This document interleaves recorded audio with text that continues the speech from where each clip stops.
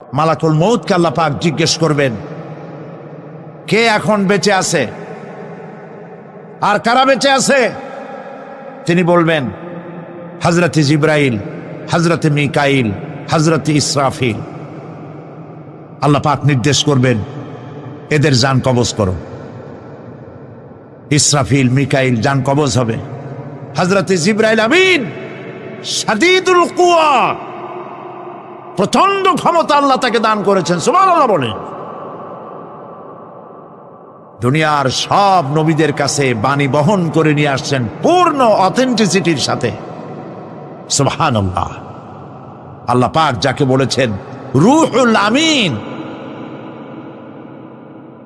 নবী করিম সাল্লাল্লাহু আলাইহি সাল্লামের মেরাজের রাত্রে যে কথা বলা হয়েছে, ওয়ালাকাদ রাহু বিল উফুকিল মুবিন, পশ্চিম দিক বলয় তিনি যে দেখতে পেয়েছিলেন, তাফসীর বলছে হযরতে জিবরাইলের পূর্ণ আকৃতিতে নবী করিম সাল্লাল্লাহু আলাইহি সাল্লাম তাকে দেখতে পেয়েছিলেন। হযরতে জিবরাইল যখন দুনিয়া আসেন, কোন কোন কিতাবে লেখা হয়েছে 600 ডানা আছে তার, 2 ঝাপটায় আকাশ থেকে জমিনে চলে আসেন, সুবহানাল্লাহ। হযরতে জিবরাইলকে আল্লাহ পাক বলবেন তাকে মওত দাও, হযরতে জিবরাইলও বিদায় হয়ে যাবে। আল্লাহ প্রশ্ন করবেন, এখন আর কে বাকি? মান বাকিয়া ইয়া মালাকাল মউত। মালাকুল মউত বলবেন, হে আল্লাহ তাআলা, এখন তোমার সামনে আমি দাঁড়িয়ে আছি, আর কেউ নেই। আল্লাহ পাক বলবেন, মুত ইয়া মালাকাল মউত। আল্লাহু আকবার, মুত ইয়া মালাকুল মউত, মরে যা, মরে যা। মালাকাল মউত মরে চলে যাবে, এরপরে আর কেউ নাই। আল্লাহ রাব্বুল আলামিন এই অবস্থায় কত বছর কত কাল চলে যাবে আল্লাহ পাক ভালো জানেন, কেউ নাই।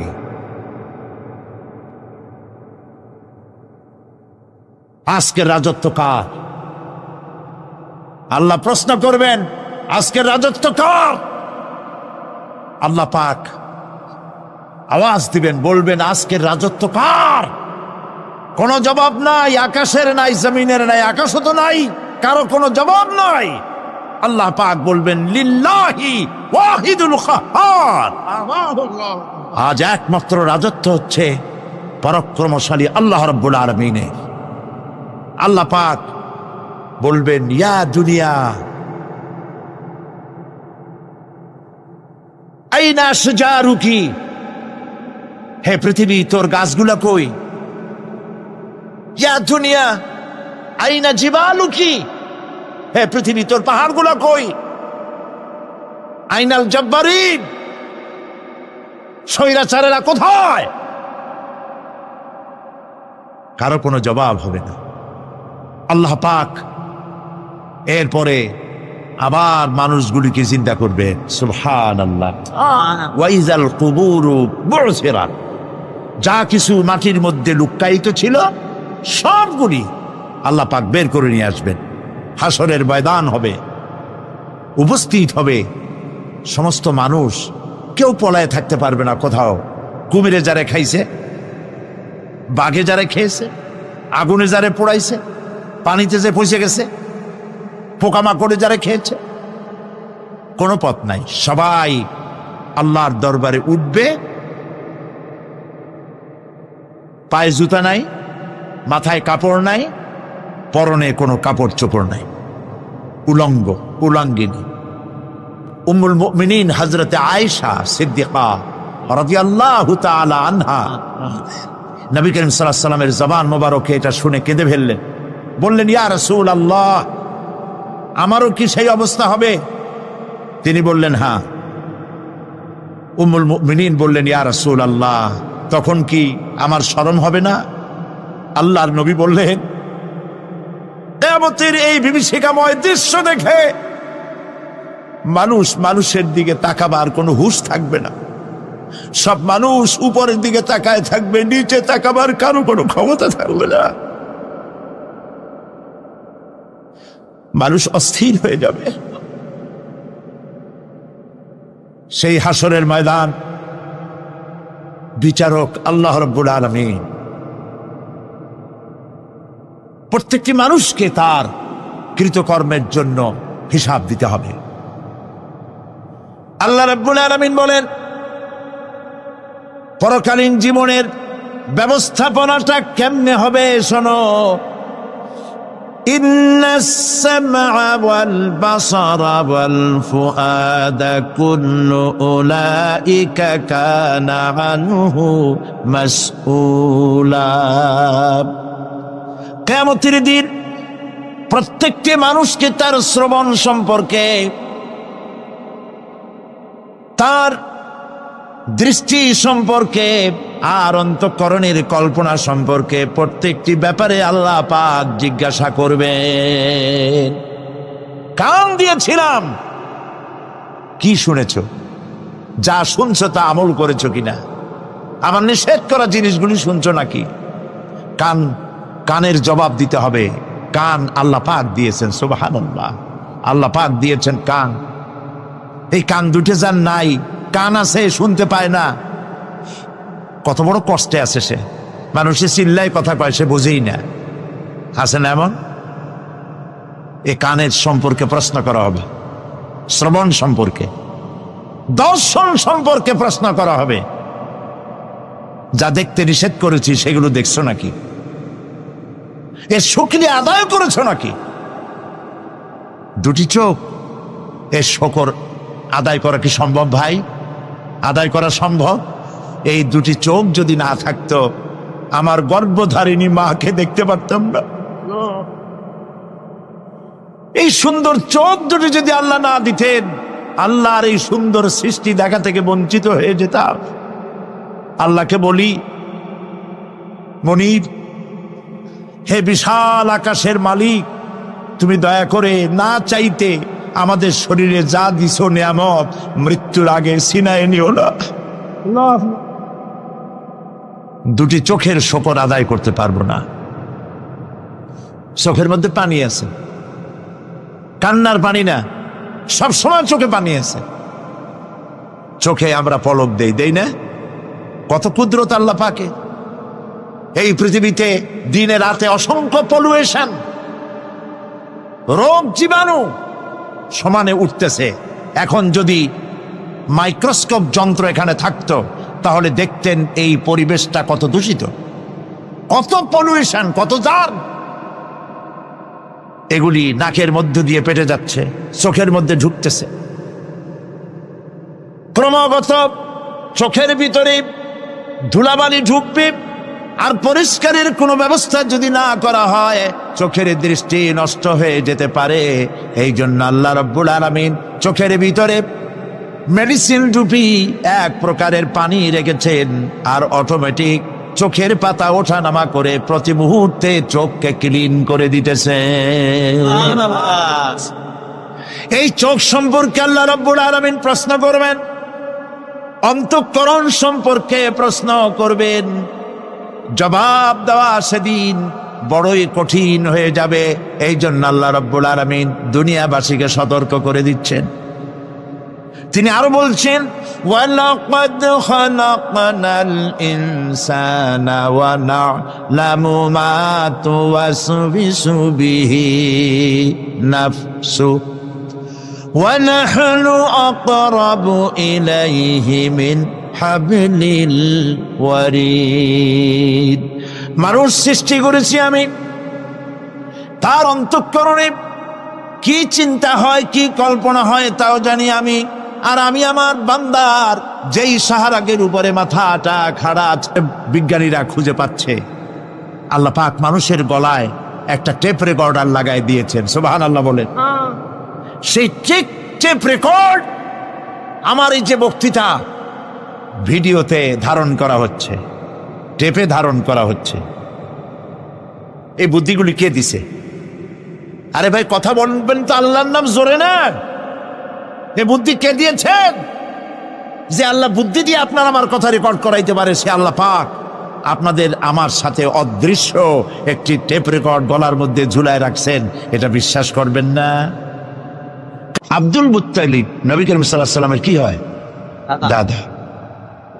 উনি দেখা করতে চাইলেন আব্রাহার সাথে, আব্রাহা পারমিশন দিলেন, তিনি ঢুকলেন, তাকে বসতে সম্মানের জায়গা দেওয়া হলো, কুরাইশদের নেতা তিনি।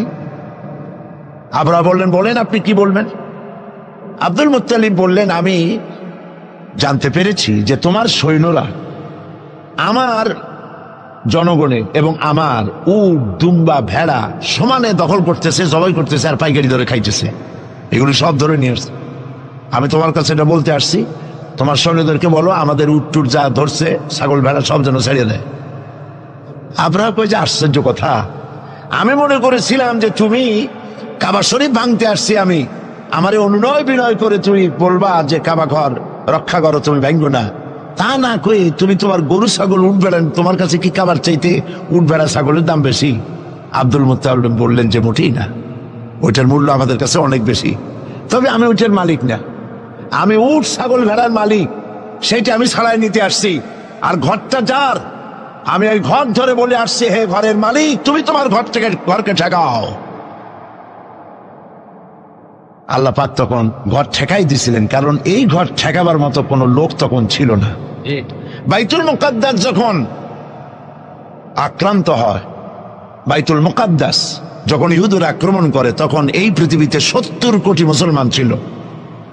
যেই পৃথিবীতে 70 কোটি মুসলমান বাস করে, সেই মুসলমানেরা যদি তাদের কেবলায় উড়া ইহুদিরা দখল করে নেয়, তা ঠেকাবার দায় দায়িত্ব তাদের মধ্যে, সেন্স অফ প্রেস্টিজ যদি ইস্যু না হয়, সর্দি গরমি না হয়, এটা ঠেকাবার দায়িত্ব আল্লাহর নাই।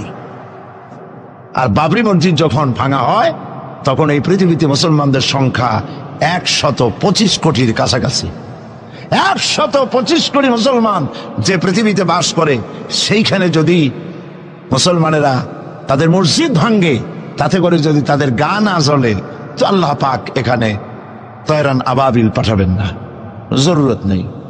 ঠিক আজ অনুরূপ ভাবে ইরাকের উপরে যে হামলা হচ্ছে, পৃথিবীর মুসলমানেরা নিজেদের জমিন ছেড়ে দিচ্ছে, আমার জমিনের উপরে দাঁড়াই আমার বাইরে পিটাও, আমার ভাইকে মারো, হত্যা করো, আমি তোমার বিমান বাহিনীকে, আমি তোমার নৌবাহিনীকে, তোমার ল্যান্ড ফোর্সকে জায়গা করে দিলাম।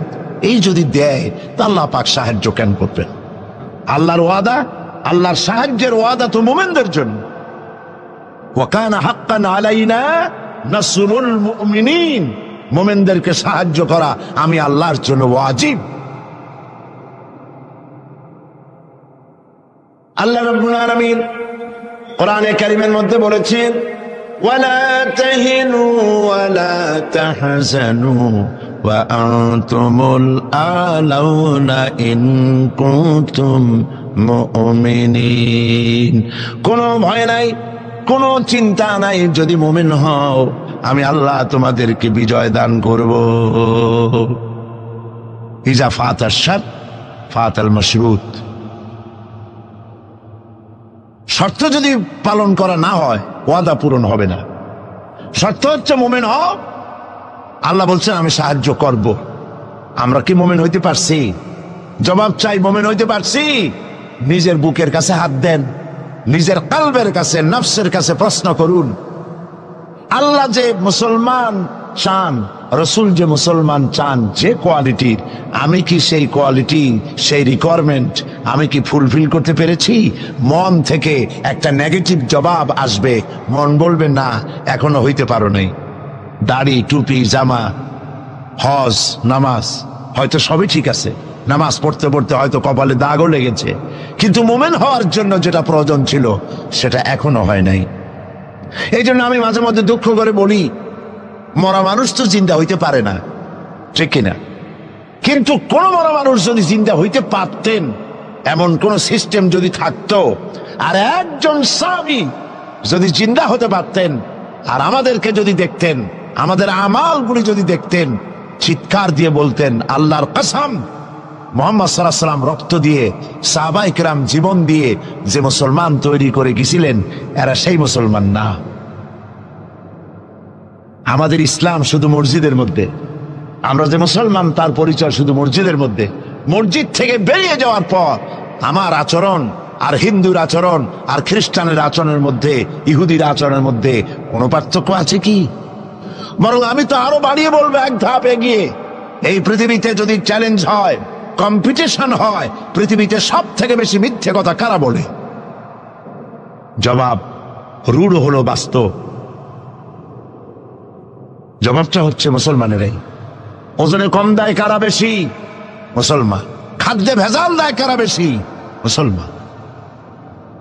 তাহলে আল্লাহর রহমত আমরা কেন পাবো? এই জন্য কোরআনে কারীম যে উদ্দেশ্যে এসেছিল, আমরা সেই উদ্দেশ্যকে পূরণ করতে পারিনি। কোরআন শরীফ, সুবহানাল্লাহ, সুবহানাল্লাহ, কোরআন একটি বর্ণ মুহাম্মদ সাল্লাল্লাহু আলাইহি ওয়াসাল্লামের বানানো এর মধ্যে নাই। আল্লাহু আকবার।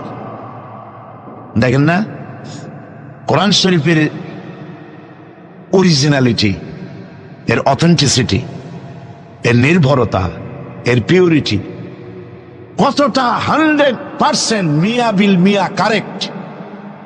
সেটা হলো এই কোরআন শরীফে 114টি সূরার প্রত্যেকটি সূরার শিরোনামে আছে বিসমিল্লাহির রহমানির রহিম। একটা সূরায় নাই। কোন সূরা? কেন নাই? এই জন্য নাই যেহেতু এই সূরা নাজিলের সময় আল্লাহ পাক এটা বলেন নাই। জিবরাইল আলাইহিস সালাম যখন নবী করিম সাল্লাল্লাহু আলাইহি ওয়াসাল্লামের কাছে এটা তেলাওয়াত করে শোনায়েছেন, তিনি বিসমিল্লাহ তখন বলেন নাই।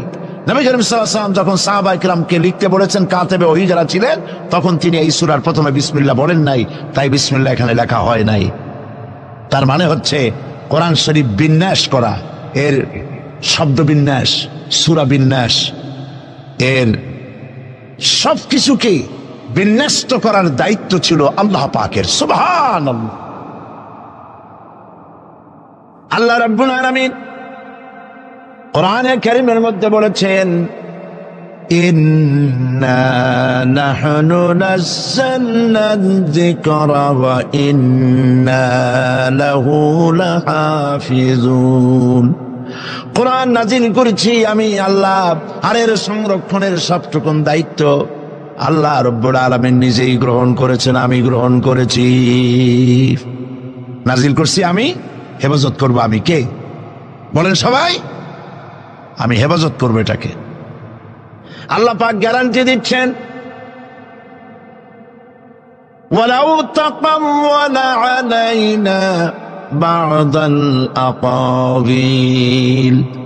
আমার নবী যদি নিজের থেকে বানিয়ে কোনো কথা আমি আল্লাহর নামে কোরআন শরীফের ভিতরে চালাই দিতেন, আমি আমার নবীর ডান হাত চেপে ধরতাম, আর তার কণ্ঠ নালীকে আমি আল্লাহ কেটে ফেলে দিতাম।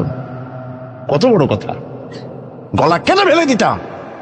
একটি কথাও যদি নিজের থেকে বানিয়ে বলতেন, সুবহানাল্লাহ বলেন। সেই কোরআন একটি শব্দ মানুষের নেই। আল্লাহ পাক বলেছেন, এর উপর, কোরআনের উপর থেকে, এর নিচের থেকে, এর ডান থেকে, এর বাম থেকে, এর ভিতরে শয়তানের বাতিলের প্রবেশের কোনো অধিকার নয়।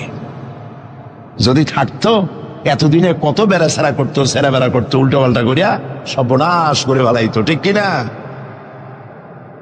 পৃথিবীতে শত শত কোটি খ্রিস্টান পৃথিবীতে আছে। খ্রিস্টানদেরকে চ্যালেঞ্জ করুন তো, যে একটা বাইবেলের হাফেজ দাও আমাদেরকে। সারা পৃথিবীতে একটা হাফেজ চাই, বাইবেল মুখস্থ করছে, পাওয়া যাবে? যাবে না। হিন্দুদেরকে চ্যালেঞ্জ করে, কত কোটি হিন্দু আছে তোমাদের, বেদ তোমাদের ধর্মগ্রন্থ, বেদ মুখস্থ করছে, এরকমটা হাফেজ দাও, পারবে দিতে? পারবেন। মহান আল্লাহ রাব্বুল আলামিন কোরআনে কারীমকে হেফাজত করেছেন। সূরা কমরের মধ্যে রাব্বুল আলামিন বলেছেন, ওয়ালাকাদ ইয়াসসারনাল কুরআনা লিযিকরি ফাহাল মিন মুদ্দাকির। আল্লাহ পাক বলেন, অবশ্যই কোরআনে কারীমকে আমি মানুষের কাছে মুখস্থ করার জন্য আর বোঝার জন্য সহজ করে দিয়েছি। মুখস্থ করাও সহজ আর বোঝাও সহজ। কিন্তু দুর্ভাগ্যজনক সত্য আরেকটি কথা আছে, সেটা হলো এই, মুসলমান দাড়িওয়ালা টুপিওয়ালা আল্লাহর মসজিদের ভেতরে বসে এক শ্রেণীর মুসলমানেরা বলে, কোরআন বোঝা আমাদের কাম না, আমরা পাবলিক, আমরা কোরআনের বুঝবো কি? কোরআন বুঝবে আলেমেরা। অবশ্য এই রকমের লোক নারায়ণগঞ্জে নাই, বিভিন্ন জেলায় আছে। কোরআন আমরা বুঝবো না, বিশাল ব্যাপার। আল্লাহর কোরআন, এর আমরা বুঝবো কি? এই কথাটা শয়তানের একটি ওয়াসওয়াসা, এই কথাটি শয়তানের মারাত্মক ওয়াসওয়াসা। আল্লাহ খান কোরআন দিচ্ছেন খালি মৌলানা মৌলবীদের বুঝাবার জন্য, আর কেউ এটা বুঝবে না। আল্লাহ পাক বলছেন আমি মানুষের জন্য কোরআন বোঝা সহজ করেছি, চেষ্টা করো, বুঝতে চেষ্টা করো। কোরআন শরীফ দুইটা জিনিস, একদিকে বোঝা সহজ, মুখস্থ করাও সহজ। আমার কাছে হাফেজ আমি পেয়েছি 8 বছরের বাচ্চা কোরআন শরীফ মুখস্থ করছে। আজকে পত্রিকা দেখলাম একটা ছোট্ট মেয়ের ছবি, 7 বছরের কোরআন শরীফ মুখস্থ করেছে, কোন মৌলানা সাহেবের ছেলে, তার মাও হাফেজ বাবাও হাফেজ। 7 বছরের ছোট্ট বাচ্চা 30 পারা করেছে। আপনি কি মনে করেন, পাগলামি মনে করেন এত বড় কোরআন শরীফ মুখস্থ করা? 7 বছরের বাচ্চা কোরআন মুখস্থ করছে। আমার কাছে মনে হলো যেন আটলান্টিক মহাসাগর আল্লাহ ঝিনুকের মধ্যে ঢুকাই দিছে। এই যে শরফুদ্দিন খলিফা নাকি একটা ছোট্ট বাচ্চার একটা ক্যাসেট বেরিয়েছে না, তানজানিয়া। লোকেরা বলে, খুব আশ্চর্য হয়ে যায় যে কেউ কেউ তো বলে যে এগুলি কম্পিউটার দিয়ে বানাইছে। যারা আল্লাহর কুদরত বিশ্বাস করে না তারা এরকম বলে। লোকেরা আশ্চর্য হয়ে যায় এতটুকু ছোট ছেলে কোরআন শরীফ মুখস্থ করলো কেমনে? বয়স তার 4 বছর। আসলে বয়স 4 বছর না, আমি আজ থেকে 4 বছর আগেই তার ক্যাসেট দেখেছি লন্ডনে। তাহলে হইতেই পারে, আল্লাহ পাক যদি ইচ্ছা করেন করতেই পারে। চিন্তা করে দেখেন না, একটা লোক 40 বছর পর্যন্ত লেখাপড়া জান, লিখতেও পারেন না, পড়তেও পারেন না, নামও সই করতে পারেন না, কোন রাজনৈতিক ব্যক্তিদের সাথে ওঠা বসা করেন নাই, কোন কবি সাহিত্যিকদের সাথে ওঠা বসা করেন নাই। সেই লোকটি 40 বছর পর এমন কথা বললেন রাজনীতির কথা, দুনিয়ার সব রাজনীতি ফেল হয়ে গেল। অর্থনীতির ব্যাপারে, সমাজনীতির ব্যাপারে এমন সব কথা বললেন, দুনিয়া ফেল। 40 বছর যিনি লেখা জানেন না, পড়া জানেন না, লিখতে জানেন না, পড়তে জানেন না, কে তিনি? সাল্লাল্লাহু আলাইহি ওয়াসাল্লাম। আল্লাহ পাক কেন পারবেন না? মরা গাছ দিয়ে ফুল ফুটাই দিতে পারেন, মরুভূমির ভিতরে পানির প্রস্রবণ ঘটিয়ে দিতে পারেন, আমিরকে ফকির করতে পারেন, ফকিরকে আমির করতে পারেন। এই তো আল্লাহ। যালিকুমুল্লাহু রাব্বুকুম, ইনি হচ্ছেন তোমার আমার রব। সুবহানাল্লাহি ওয়া বিহামদিহি। কোরআনে কারীমকে একদিকে মুখস্থ করা সহজ, আর মুখস্থ করার জন্য একটি সিস্টেম কোরআন শরীফের মধ্যে আছে। চিন্তা করলে যেগুলি পাওয়া যায় সেটা হলো এই যে কোরআন যদি কেউ তাড়াতাড়ি পড়ে মনে হবে যেন প্রবন্ধ পড়তেছি, আর যদি থেমে থেমে পড়ে তাহলে মনে হবে যেন কবিতা পড়তেছি। সুবহানাল্লাহ। প্রত্যেকটা লাইনে লাইনে মিল, ছন্দের আকারে কোরআন শরীফ পৃথিবীর সমস্ত সাহিত্যে মানকে ছাড়িয়ে এত উপরে গিয়েছে যেই মান পর্যন্ত পৃথিবীর কোন সাহিত্য কিয়ামত পর্যন্ত পৌঁছতে পারবে না। এর ফাসাহাত, এর বালাগাত, কোরআন শরীফের সাহিত্যিক মান চিরকালের জন্য কালজয়ী, এর পাশেও কেউ দাঁড়াইতে পারবে না। সুবহানাল্লাহ। কি পাগল ছাগল হাবিজাবি নবীয়তের দাবি করে। আচ্ছা, নবীর দাবি করলে তো তার কাছে ওহী আসতে হবে। এই যে ছাগল পাগল যেগুলো নবীর দাবি করলো, নবী করিম সাল্লাল্লাহু আলাইহি ওয়াসাল্লাম ইন্তেকালের পরে 30 জন মিথ্যাবাদী নবুয়তের দাবি করবে, ঠিক না? তো নবী হইতে হইলে 3টা শর্ত লাগে। একটা হলো ওহী আসতে হবে, মুজিজা থাকতে হবে, আর চরিত্র। নবীর কপালে লেখা থাকে না যে উনি নবী, বুকের উপরেও লেখা থাকে না যে ইনি নবী। চরিত্র দিয়েই প্রমাণ হয় ইনি কোনো সাধারণ মানুষ নন, ইনি আল্লাহর নবী। সুবহানাল্লাহ। তাই তো হযরতে নবী করিম সাল্লাল্লাহু আলাইহি ওয়াসাল্লাম যখন হযরত খাদিজা রাদিয়াল্লাহু তাআলা আনহার কাছে যখন দ্বীনের দাওয়াত দিলেন, কালেমার দাওয়াত দিলেন, 1 সেকেন্ডও তিনি দেরি করেন নাই। চিন্তা করেন না, আপনি নিজেকে বহুত ফেরেশতা রূপে আপনি বলতে পারেন যে আমি একেবারে অ্যাঞ্জেলিক ক্যারেক্টারের লোক, ফেরেশতা চরিত্রের মানুষ। বাইরে গিয়ে বহুত কথা বলতে পারেন, এমনকি বাইরে গিয়ে অনেক মুরিদও বানাইতে পারেন। পীর সাহেবদেরকে জিজ্ঞেস করা উচিত যে আপনার বউ আপনার কাছে মুরিদ হয়েছে কিনা। বউ মুরিদ করে এত সহজ না। একজন পীরেরই দেখছিলাম একটা বইয়ের মধ্যে গল্প, বউ তাকে পীর মানতেই চায় না, বহুত চেষ্টা করছে মুরিদ বানাবার জন্য, পারেনি। একদিন বউকে কেরামতি দেখাবার জন্য সে রান্না করতেছিল বাইরে, ওইটার উপর দিয়ে সে উড়ে গেল। এরপরে সে নামলো, বউ তাকে দেখে বলে, দেখছো তুমি তো পীরগিরি করো, এই যে একটা লোক কেবলমাত্র পাগড়ি বাঁধতে মাথার উপর দিয়ে উড়ে গেল, তুমি কি এরকম পারো? আরে বেটি, আমি তো উড়ে গেলাম, তোমার দেখাবার জন্য তুমি বিশ্বাস করো না। ও, সেই জন্য তো একটু কাইত হয়ে গেছো, সোজা হয়ে যেতে পারো নাই।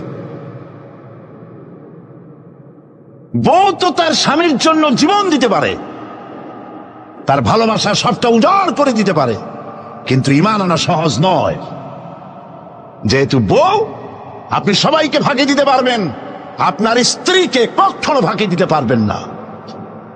আপনি কোথায় যান, কত রাত্রে বাড়ি ফেরেন, কার সঙ্গে টেলিফোনে কথা বলেন, আপনার ইনস অ্যান্ড আউট, ভেতর এবং বাইরের সব সূর্যের মতো পরিষ্কার আপনার স্ত্রীর কাছে। এই জন্য নবী করিম সাল্লাল্লাহু আলাইহি ওয়াসাল্লাম বলেছেন, তোমাদের মধ্যে উত্তম সেই ব্যক্তি যে ব্যক্তি তার স্ত্রীর কাছে উত্তম। আমি আমার স্ত্রীদের কাছে উত্তম ব্যক্তি। সুবহানাল্লাহ। হযরত নবী করিম সাল্লাল্লাহু আলাইহি ওয়াসাল্লাম তিনি যখন হযরতে খাদিজাকে যখন দ্বীনের দাওয়াত দিলেন, কালেমার দাওয়াত দিলেন, বললেন এক আল্লাহর ইবাদত করো, আমারে শেষ জামানার নবী হিসাবে মেনে নাও, আখেরি নবী হিসাবে আমাকে মেনে নাও। হযরতে খাদিজা এক মুহূর্ত দেরি করেন নাই, সঙ্গে সঙ্গে পড়েছেন লা ইলাহা ইল্লাল্লাহু মুহাম্মাদুর রাসূলুল্লাহ। জোরে পড়েন লা ইলাহা। নারায়ণগঞ্জের মতো জায়গা মাহফিল করবেন তো বড় খয়রাত করতে নামবেন, ছোট্ট বাটি নিয়ে নামবেন কেন? বিরাট ঝুলি নিয়ে নামেন। কেউ তো বেশি দিলে তখন নেবেন কি করে? এই জন্য আপনি যেমন ব্যবস্থা করবেন সেরকম। আমরা তো আরামে বক্তৃতা শুনতেছি, আর ইরাকের মুসলমানদের ঘুম হারাম হয়ে গেছে, খাবার নাই। গতকাল ব্রাহ্মণবাড়িয়া বলেছি, ইরাকের গর্ভবতী নারীরা তারা ডাক্তার সরকারের কাছে দাবি জানাইছিল যুদ্ধের একদিন আগে, বলছিল আমাদেরকে অপারেশন করে বাচ্চাগুলো বের করে দাও। আমেরিকার কাফেরদের বিরুদ্ধে লড়াই করে শহীদ হয়ে মরতে চাই।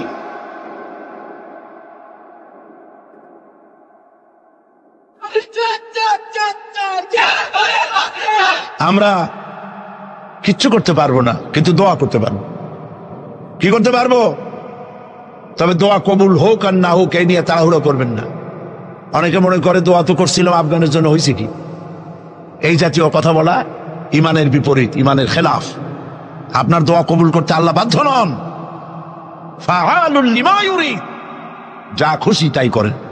সুবহানাল্লাহ বলো। এই দোয়া যে করি, এই দোয়া কবুল আজ হবে, কাল হবে, অথবা 5 বছর 10 বছর পরে হবে, অথবা কবুল যদি না হয়, শাহনশাহ রব্বুল আলামিনের দরবারে দোয়া করা হয়েছে, এজন্য আল্লাহ পাক কিয়ামতে মর্যাদা বৃদ্ধি করে দিবেন। দোয়া করতেই হবে, দোয়া ছাড়া পথ নাই। কাজে বসবেন, হাঁটাহাঁটি করা ঠিক না। হযরতে খাদিজাতুল কুবরা রাদিয়াল্লাহু তাআলা আনহা ঈমান এনে কালেমা পড়ে বললেন কি জানেন? বললেন আবাল কাসেম, হে কাসেমের পিতা, হে কাসেমের পিতা, আমি বিগত 15টি বছর আপনার সাথে ছিলাম স্ত্রী হিসেবে। আমি আপনার মধ্যে যে আচরণ দেখেছি, যে আখলাক দেখেছি, এটা কোনো সাধারণ মানুষের হতে পারে না। আপনি অবশ্যই আল্লাহর নবী, বিন্দুমাত্র সন্দেহ আমার নাই। সুবহানাল্লাহ। প্রিয় ভাই সব, সেই নবীদের জন্য 3টি শর্তের কথা বলেছিলাম। একটা হলো ওহী, একটা মুজিজা, একটা উন্নত মানের চরিত্র। ওহী ছাড়া নবী হওয়া যায় না। এই কোরআন সর্বশেষ ওহী মুহাম্মদ সাল্লাল্লাহু আলাইহি ওয়াসাল্লামের পরে। এরপরে আল্লাহর কোন ওহী আসবে না, একটা শব্দ আসবে না পৃথিবীর মানুষের জন্য। কমপ্লিট করে দেওয়া হয়েছে। আল ইয়াউমা আকমালতু লাকুম দীনাকুম ওয়া আতমামতু আলাইকুম নি'মাতি ওয়া রাদিতু লাকুমুল ইসলাম দীনা। এটাকে কমপ্লিট করা হয়েছে আল্লাহর পক্ষ থেকে। পৃথিবীর মানুষের জন্য আর একটি শব্দ প্রয়োজন নাই।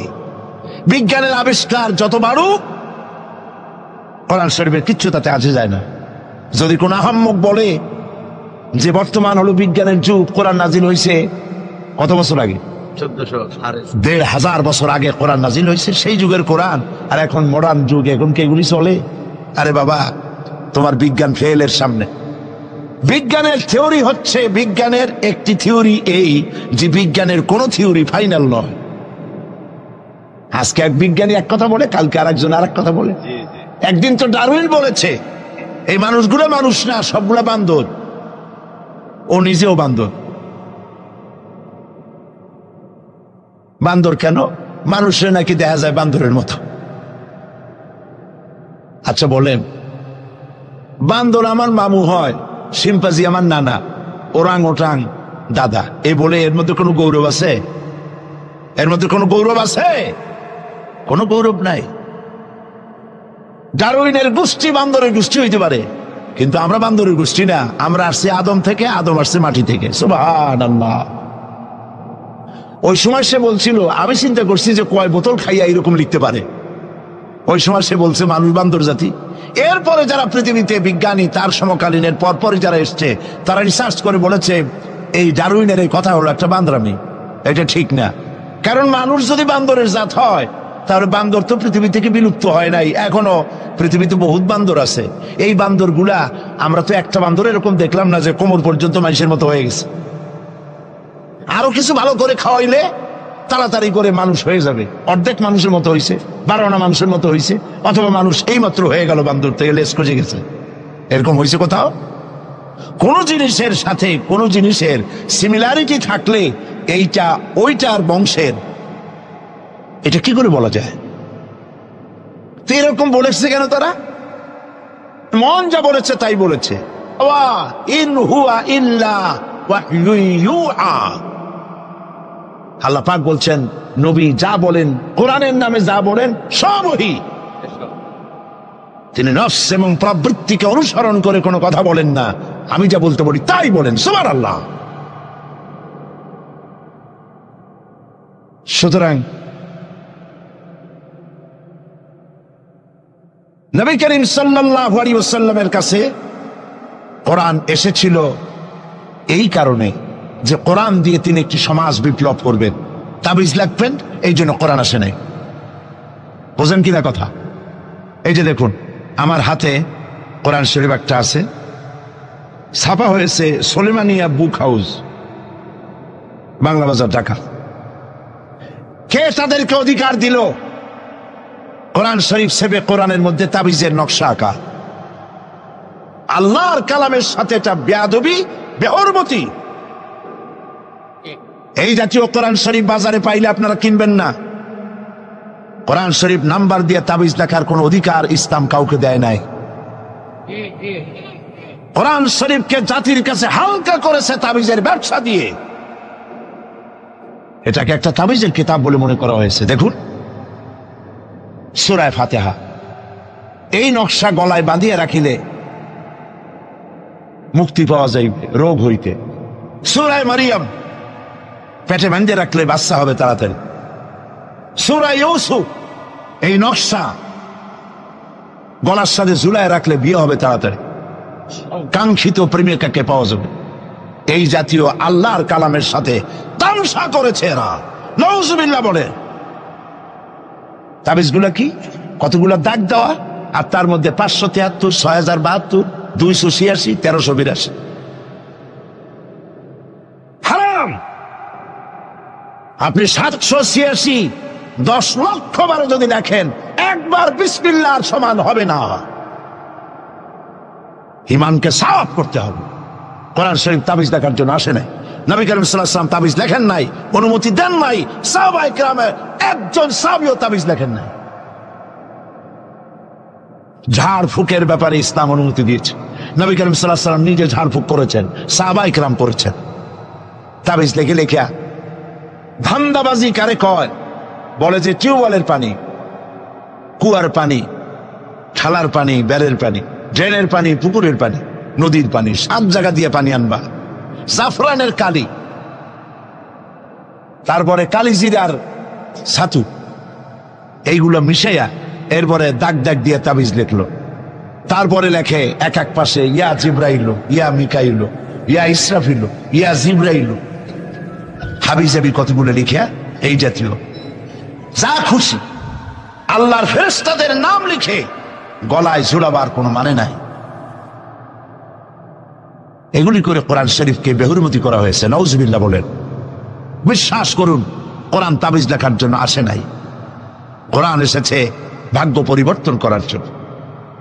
আল্লাহ রাব্বুল আলামিন বলেন, তাহা মা আনজালনা আলাইকাল কুরআনা লিতাশকা। নবী হে, কোরআন আপনার উপর এই জন্য নাজিল করা হয় নাই যে আপনি আপনার ভাগ্য নষ্ট হয়ে যাবে, ভাগ্য বিপর্যস্ত হবে না, এই জন্য কোরআন আসে নাই। কোরআন এসেছে ভাগ্যকে সুপ্রসন্ন করার জন্য। সুবহানাল্লাহ।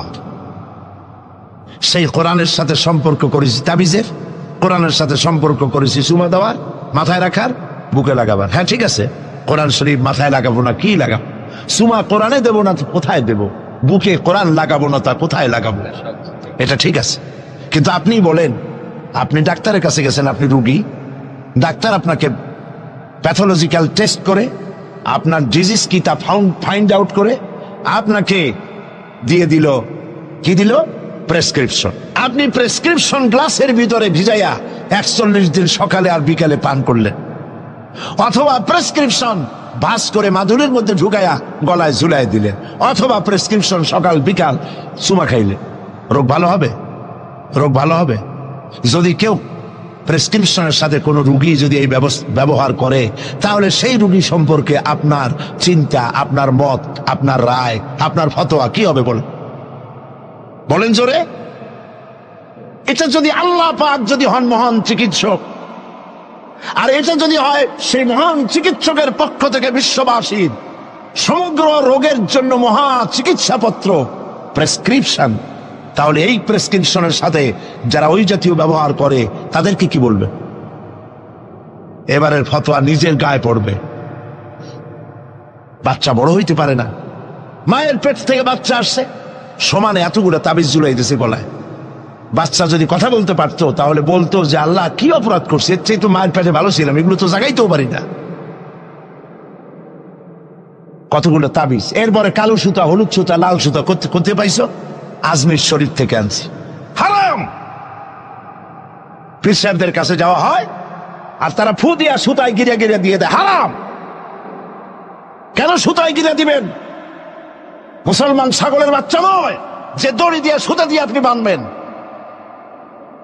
আপনাদের শরীরে যদি তাবিজ থাকে, বাড়ি যদি কারো থাকে, সব খুলে নদীতে ফেলে দেন। আলাইসাল্লাহু বিকাফিন আবদা। আল্লাহ পাক বলছেন, আমি কি আমার বান্দার জন্য যথেষ্ট নই? আলাইসাল্লাহু বিকাফিন আবদা। আমি আল্লাহ আমার বান্দার জন্য যথেষ্ট নই? চিল্লায় বলেন অবশ্যই যথেষ্ট। ওয়াইজা সাআলতা ফাসআলিল্লাহ ওয়াইজা ইসতাআনতা ফাসতাইন বিল্লাহ। যা বলার এক মহান সত্তার কাছে বলো, যা চাওয়ার এক মহান সত্তার কাছে চাও। তিনি কে? তিনি হচ্ছেন আল্লাহ পাক। সুবহানাল্লাহ বলেন, সুবহানাল্লাহ। প্রিয় ভাই সব, যারা মাজারে যায়, ওই যে মাজার আছে সিলেট শাহজালালের রহমতুল্লাহ আলাইহির মাজার, আজমিরে আছে খাজা মুঈনুদ্দিন চিশতি রহমতুল্লাহ আলাইহির মাজার, বাগদাদে আছে হযরত বড় পীর মহিউদ্দিন আব্দুল কাদের জিলানী রহমতুল্লাহ আলাইহির মাজার। বাংলাদেশ থেকে লোকেরা তাদের পয়সা করি আছে সব জায়গায় যায়। কেন যায়? 15 বছর বিয়ে করছে, বাচ্চা হয় না, মামলা করেছে হাইকোর্ট, সুপ্রিম কোর্ট, সব জায়গায় বেকায়দা, ব্যবসা করে, খালি লাল বাতি জ্বলে, ওষুধপত্র খায়, রোগ ভালো হয় না, চলে গেল মাজারে। একটু সময়ের জন্য কমন সেন্সের কমন বাদ দিয়া শুধু সেন্স দিয়ে চিন্তা করেন। যার কাছে আপনি আপনার অভিযোগ বলতে গেছেন, এই 3 জন অলির কথাই ধরি, বাকিদের পরে ধরি। ওনাদের মাতৃভাষা কি? শাহজালাল রহমতুল্লাহ আলাইহির মাতৃভাষা কি? আরবি। বলেন কি? আরবি। ইয়েমেন থেকে তিনি এসেছিলেন, আরবি। খাজা মুঈনুদ্দিন চিশতি রহমতুল্লাহ আলাইহির মাতৃভাষা আরবি। হযরতে বড় পীর আব্দুল কাদের জিলানী রহমাতুল্লাহ আলাইহির মাতৃভাষা আরবি। আপনি গিয়ে বাংলায় বললেন, খাজা বাবা আমার তো 15 বছর বিয়ে করছি, বাচ্চা মোটে হয় না, এখন করবো কি? আপনার কথা খুব বুঝছেন তিনি, তাই না? খুব বুঝেছেন। গেল 1 নম্বর মিসফায়ার।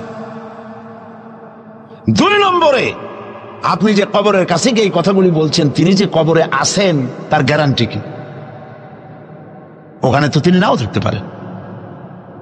সাধারণ এমপি মন্ত্রী কোন জেলায় যদি যায়, সরকারের মেহমানখানা আছে, নাম কি? Circuit house. মেহমান যে আন্দাজের, সরকারের তেমন ব্যবস্থা আছে, ডাকবাংলা আছে, রেস্ট হাউস আছে, সার্কিট হাউস আছে, ঠিক না? 2 রকমের মেহমান। এক প্রকার হলো ভিআইপি, আর এক প্রকার হচ্ছে নিকৃষ্ট, চোর ডাকাত। এরাও সরকারের মেহমান। চোর ডাকাত, মুচ্ছা বদমাস, সন্ত্রাসী, ওরা যদি মেহমান হয়ে পুলিশে, এদের ধরবে কারা? এই মেহমানদের ধরবে পুলিশে। ধরে নিয়ে ওদের জন্য মেহমান খানা হলো হাজত। হাজতের মধ্যে থুয়ে দিবে, কনভিক্টেড হলে পরে জেলখানার মধ্যে ঢুকাই দেবে, ঠিক কিনা? আর যদি এমপি হয়, মন্ত্রী হয়, প্রধানমন্ত্রী হয়, তা থাকার জন্য প্রত্যেকটা জেলায় গভর্নমেন্ট সার্কিট হাউস করে রেখেছে।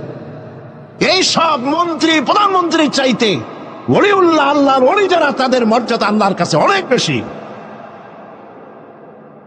তারা ইন্তেকাল করবেন আর আল্লাহ মাটির মধ্যে ভালাই থবেন। আল্লাহর কোন রেস্ট হাউস থাকতে নাই, আল্লাহর কোন গেস্ট হাউস থাকতে নাই। হয়তো তিনি কবরে নাই, গেস্ট হাউসে তিনি আরাম ফরমাচ্ছেন। 2 নম্বর মিসফায়ার। 3 নম্বরে, কবরে যদি থাকেও তখন তিনি ঘুমে আছেন না চেতনা আছেন? যদি ঘুমের মধ্যে থাকে তাহলে 3 নম্বর মিসফায়ার, কোনো কামে লাগলো না। এই জন্য চাইতে হবে এমন মহান সত্তার কাছে যিনি কখনো ঘুমান না। লা তাখুযুহু সিনাতুন ওয়ালা নাওম, যার ঘুমও নাই, তন্দ্রাও নাই। কে তিনি? চিল্লায় বলুন। কলিজাটারে পরিষ্কার করেন, সাফ করে নেন।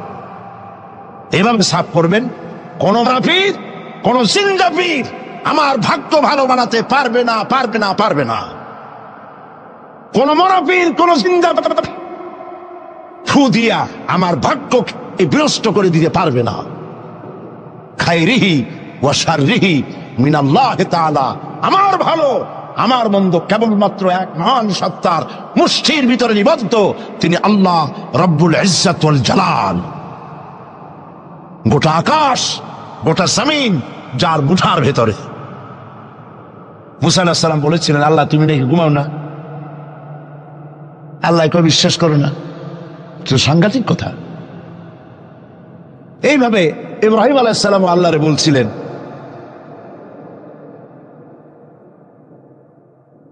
রব্বি আরিনি কাইফা তুহইয়াল মাউতা, আল্লাহ তুমি মরাকে জিন্দা করো কেমনে?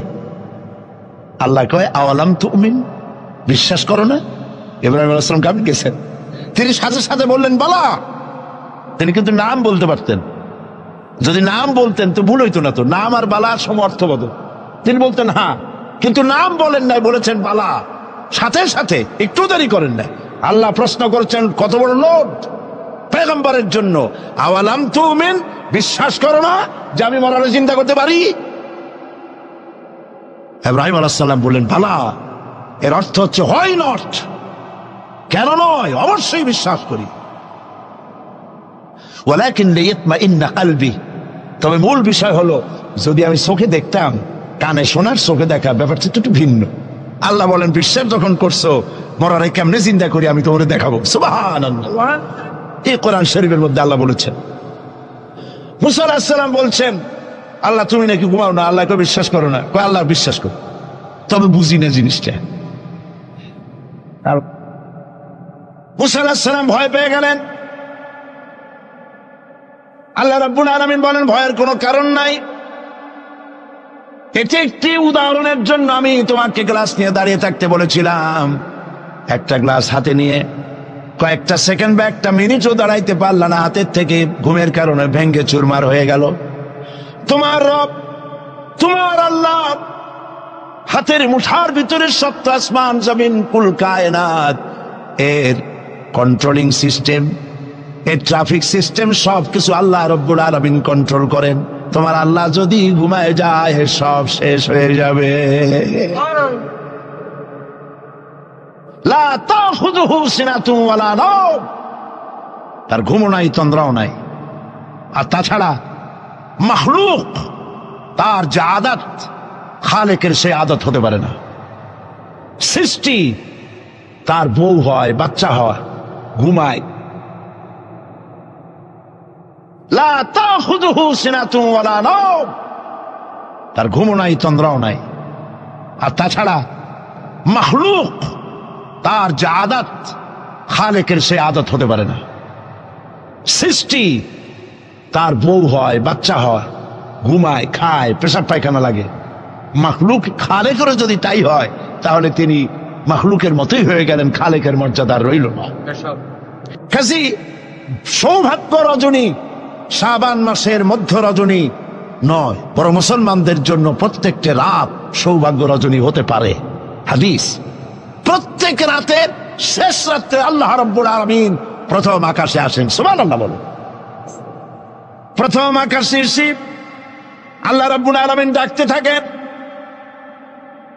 ও পৃথিবীর মানুষেরা, আমার বান্দারা, কারা আছো গুনাহ করে করে জীবনটারে বরবাদ করে দিয়েছো, হতাশ হয়ে গিয়েছো, আমাকে বলো, আমার কাছে কান্দো, জীবনের গুনাহ মাফ করে দেব।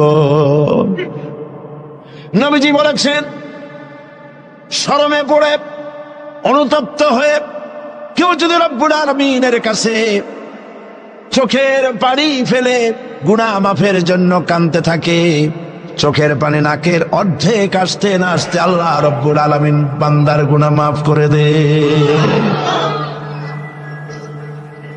জাহান্নামের আগুন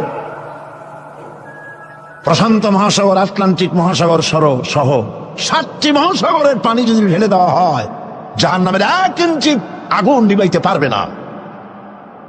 কিন্তু চোখের অনুতপ্ত অনুশোচনা দুফোঁটা অশ্রু জাহান্নামের আগুন নিভাই দিতে পারে। কান্দো, কান্দার চাইতে বড় জিনিস নাই। ফালিয়াদহাকু কালিলাও ওয়ালিয়াবকু কাসীরা, বেশি করে কান্দো, কম করে হাসো। আমরা কোনটা করি? আরে সবটা উল্টা করি। হিসাব করেন তো, এটা ইংরেজি কি মাস, বাংলা আরবি কি মাস? মুহররম। এটা আরবি কি মাস? মুহররম। গত বছরের মুহররম থেকে এই বছর মুহররম পর্যন্ত গুনার কে বলেন? প্রথম আকাশে সে প্রত্যেক রাত্রে রব্বুল আলামিন ডাকতে থাকেন, আমাকে বলো, আমি রোগ ভালো করে দেব। রুজি কামাইতে পারো না, অনাটনে জীবন যায়, বউরে বাচ্চারে খাওয়াইতে পারো না, আমারে বলো। এভাবে আল্লাহ পাক ডাকতে থাকেন।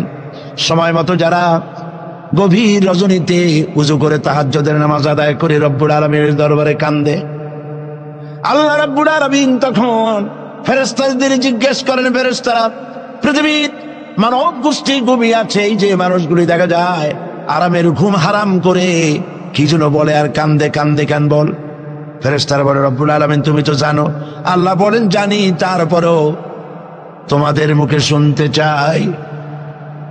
ফেরেশতারা বলে, রব্বুল আলামিন তোমার বান্দা গুনাহ করেছে, গুনাহ দিয়া জীবন নষ্ট করে ফেলেছি, বুঝতে পেরেছে জাহান্নাম ছাড়া কোনো পথ নাই, তারা গুনাহ মাপ চায়, জাহান্নাম থেকে বাঁচতে চায়, জান্নাতে যেতে চায়। একটা একটা করে সব তারা বলে। আল্লাহ পাক জিজ্ঞেস করেন, আমার ফেরেশতারা, আমার এই বান্দাগুলি কি আমার দোজখ দেখেছে? ফেরেশতারা বলে, না, দেখে নাই। আমার জান্নাত কি দেখেছে? না, দেখে নাই। আমারে কি দেখছে? না, দেখে নাই। রব্বুল আলামিন বলেন, ফেরেশতারা শোনো, আমার এই বান্দাগুলি আমারে দেখে নাই, আমার বেহেশত দেখে নাই, দোজখ দেখে নাই, শুধুমাত্র কোরআনের কথা, নবীর কথা বিশ্বাস করে আরামের ঘুমকে হারাম করে আমার কাছে যেভাবে কাঁদতেছে, ও আমার ফেরেশতারা, আমার জালাল ও ইজ্জতের কসম, আমার রহমতের দরিয়ায় জোশ লেগে গেছে। শুনে রাখো ফেরেশতারা, এই ক্রন্দনরত বান্দাগুলিরে আমি আল্লাহ মাফ করে দিলাম। হতে পারে প্রত্যেকটি রাত আপনার আমার জন্য লাইলাতুল বারাত, লাইলাতুল কদর। ভাগ্য নিজেকে তৈরি করতে হবে। বিশ্বকবি আল্লামা ইকবাল বলেছেন, খুদি কো কর ইতনা বুলন্দ कि हर तकदीर लिखने के पहले खुदा पूछे बंदा को बता तेरी रजा क्या है। নিজের ব্যক্তিত্ব, পার্সোনালিটি, শখসিয়তের প্রস্ফুটন এমন ভাবে ঘটাও আল্লাহর কাছে, যাতে আল্লাহই জিজ্ঞেস করে, বান্দা তুই বল তোর ভাগ্যটা আমি কিভাবে লিখবো। সুবহানাল্লাহ।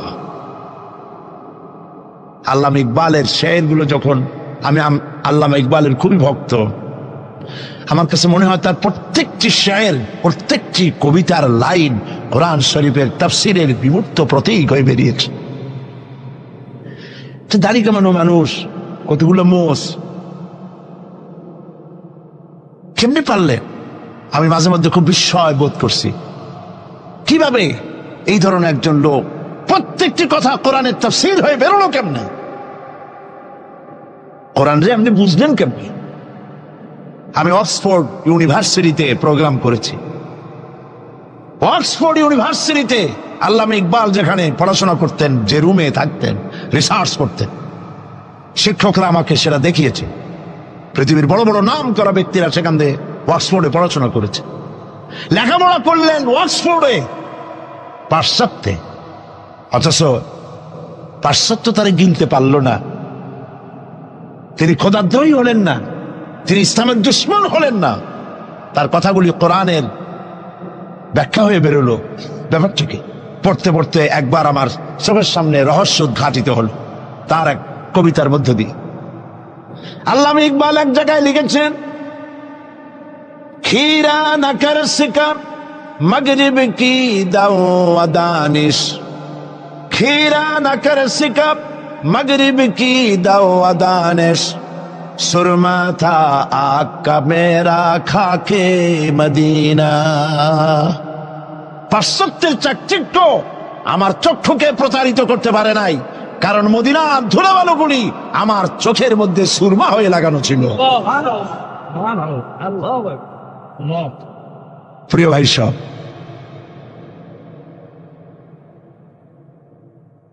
ব্যক্তিত্ব এমন তৈরি করতে হবে আল্লাহর দরবারে, আল্লাহ ছাড়া কিছু নেই। এই কলজার ভিতরে আল্লাহ এবং রসুলের মহব্বত ছাড়া সব মহব্বতকে উৎখাত করে দিন। বিবির মহব্বত, বাচ্চার মহব্বত, পৃথিবীর মহব্বত, সব মহব্বতকে এর উপরে স্থান দিতে হবে আল্লাহ এবং রসুল। তাহলেই সঠিক মুসলমান হতে পারবে। আর এইরকম মুসলমান 130 কোটির দরকার নাই, 313 জন যথেষ্ট।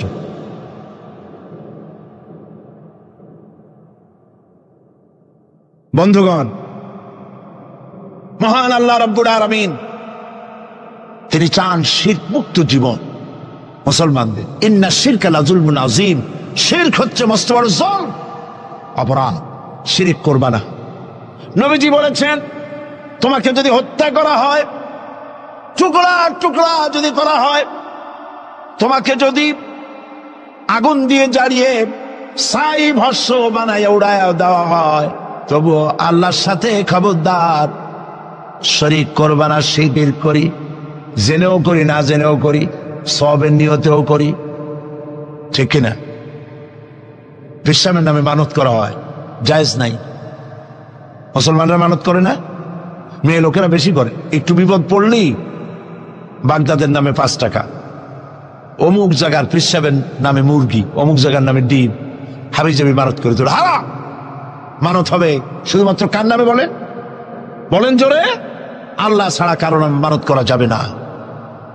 মাজারগুলির উপরে আগরবাতি, মোমবাতি, চাদর দিয়ে আমাদের দেশে মাজারগুলি যা করছে, আরে এই কি মুসলমানে করে?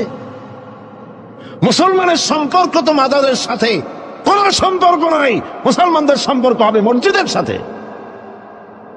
এই পৃথিবীতে শ্রেষ্ঠ জায়গা কোনটা? চিল্লায় বলেন। আর সব থেকে নিকৃষ্ট জায়গা কোনটা?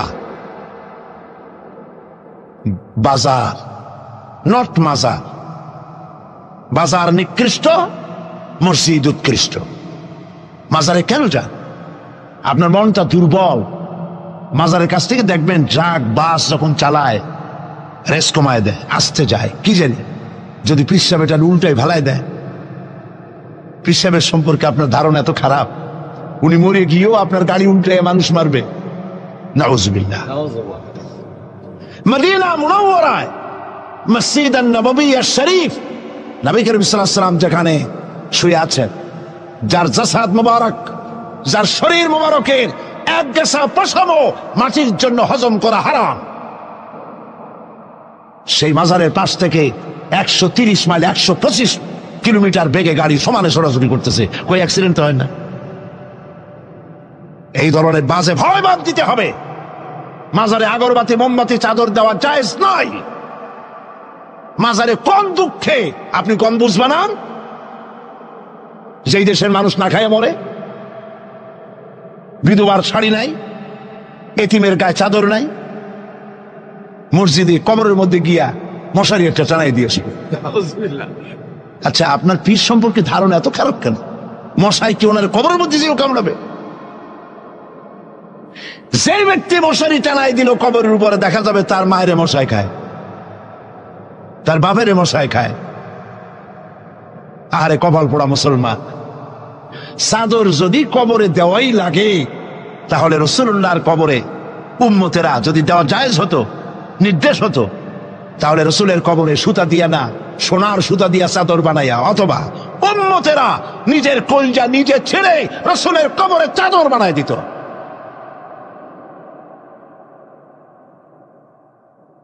কাজে এগুলি বন্ধ করতে হবে। হাইকোর্টের মাজার, সালাতের অর্থ হচ্ছে নিকটবর্তী হওয়া, মুখ ঘুরানো, মুতাওয়াজ্জা হওয়া। ওই যে হযরত ইব্রাহিম আলাইহিস সালাম বলেছিলেন, ইন্নী ওয়াজ্জাহতু ওয়াজহিয়া লিল্লাযী ফাতারাস সামাওয়াতি ওয়াল আরদ। জানেন আপনারা? পড়েন, ইন্নী ওয়াজ্জাহতু ওয়াজহিয়া লিল্লাযী ফাতারাস সামাওয়াতি ওয়াল আরদা হানিফা ওয়া মা আনা মিনাল মুশরিকিন। নিশ্চয় আমার মুখ ঘুরাই দিলাম। কার দিকে? যিনি আকাশ এবং জমিনের স্রষ্টা, সব কিছুর মালিক যিনি, তার দিকে আমি মুতাওয়াজ্জা হলাম।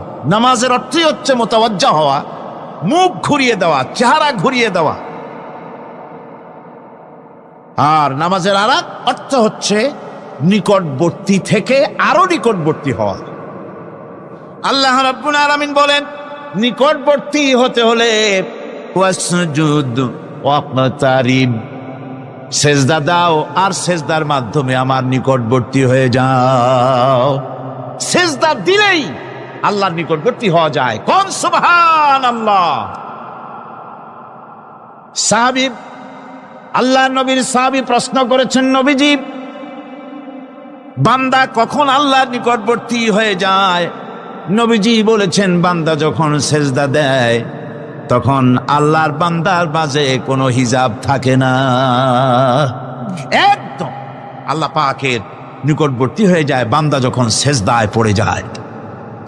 সুতরাং নামাজ হচ্ছে নিকটবর্তী হওয়া, সালাত এটা হচ্ছে নিকটবর্তী হওয়া। নামাজ ফরজ হওয়ার কারণ হচ্ছে এই যে মানুষ আল্লাহর বান্দা বা গোলাম হিসেবে সৃষ্টি হয়েছে, তাই একমুখী হয়ে রবের বন্দিগি করা এটা হচ্ছে তার স্বাভাবিক একটা প্রকৃতি। আল্লাহ রাব্বুল আলামিন এই প্রকৃতির দাবি মিটাবার জন্যই নামাজের ব্যবস্থা করেছেন। মানুষের ফিতরত, মানুষের নেচার, মানুষের ফিতরত হচ্ছে এই যে কারো না কারো কাছে মাথা নত করা, হাত জোড় করা, মাথা নত করা, সার্বভৌমত্বের মালিক কাউকে মনে করা। হাত জোড় করতে হলে, মাথা নত করতে হলে, সার্বভৌমত্বের মালিক হিসেবে কাউকে গ্রহণ করতে হলে আল্লাহর বিকল্প কেউ আছে নাকি? ইসলামের মূল দাওয়াতটা হলো ফিতরাত অনুযায়ী দাওয়াত দেওয়া হয়েছে। মানুষ যেন মাথা নত করে, গোলামি করে। এজন্য আল্লাহ রাব্বুল আলামিন বলেছেন যে আমি মানুষ এবং জিনকে সৃষ্টি করেছি, তার কারণটাই হলো মা খালাকতুল জিন্না ওয়াল ইনসা ইল্লা লিয়াবুদুন। মানুষ আর জিন জাতিকে সৃষ্টি করা হয়েছে ইবাদতের জন্য, গোলামির জন্য। ইবাদত আর গোলামি এটাই করতে হবে, গোলামি করতে হবে, দাসত্ব করতে হবে। আর এই দাসত্ব, আল্লাহর আনুগত্য, এই গোলামির দাওয়াত দিয়েছেন দুনিয়ার সব নবীরা। কোন নবী বলেন নাই যে আমার গোলামি করো। কেউ বলেছেন? বলেন জোরে, কেউ বলেছেন?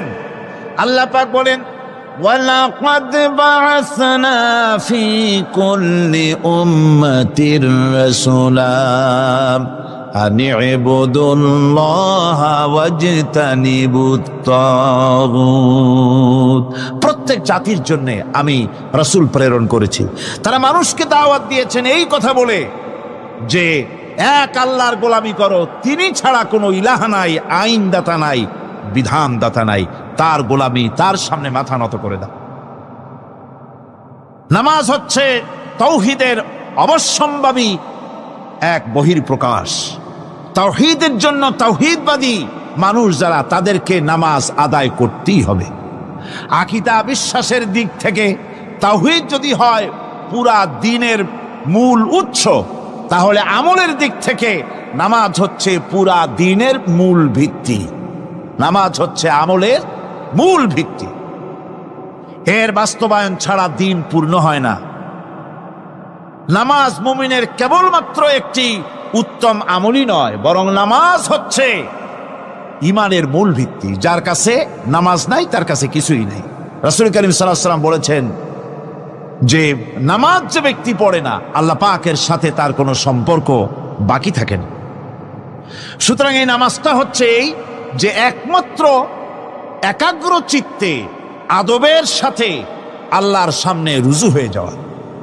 কোরআনে কারীম বলছে, মুনিবিনা ইলাইহি ওয়াত্তাকুহু ওয়া আকিমুস সালাতা ওয়া লা তাকুনু মিনাল মুশরিকিন।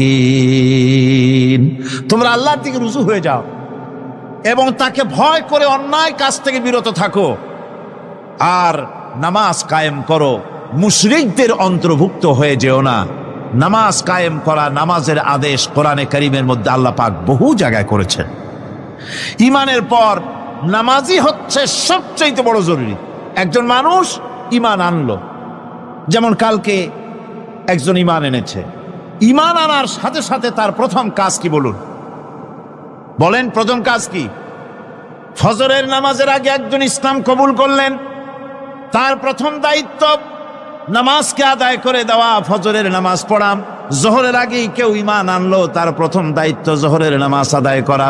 আসরের নামাজের আগে ঈমান এনেছে, তার প্রথম দায়িত্ব হলো আসরের নামাজ আদায় করা।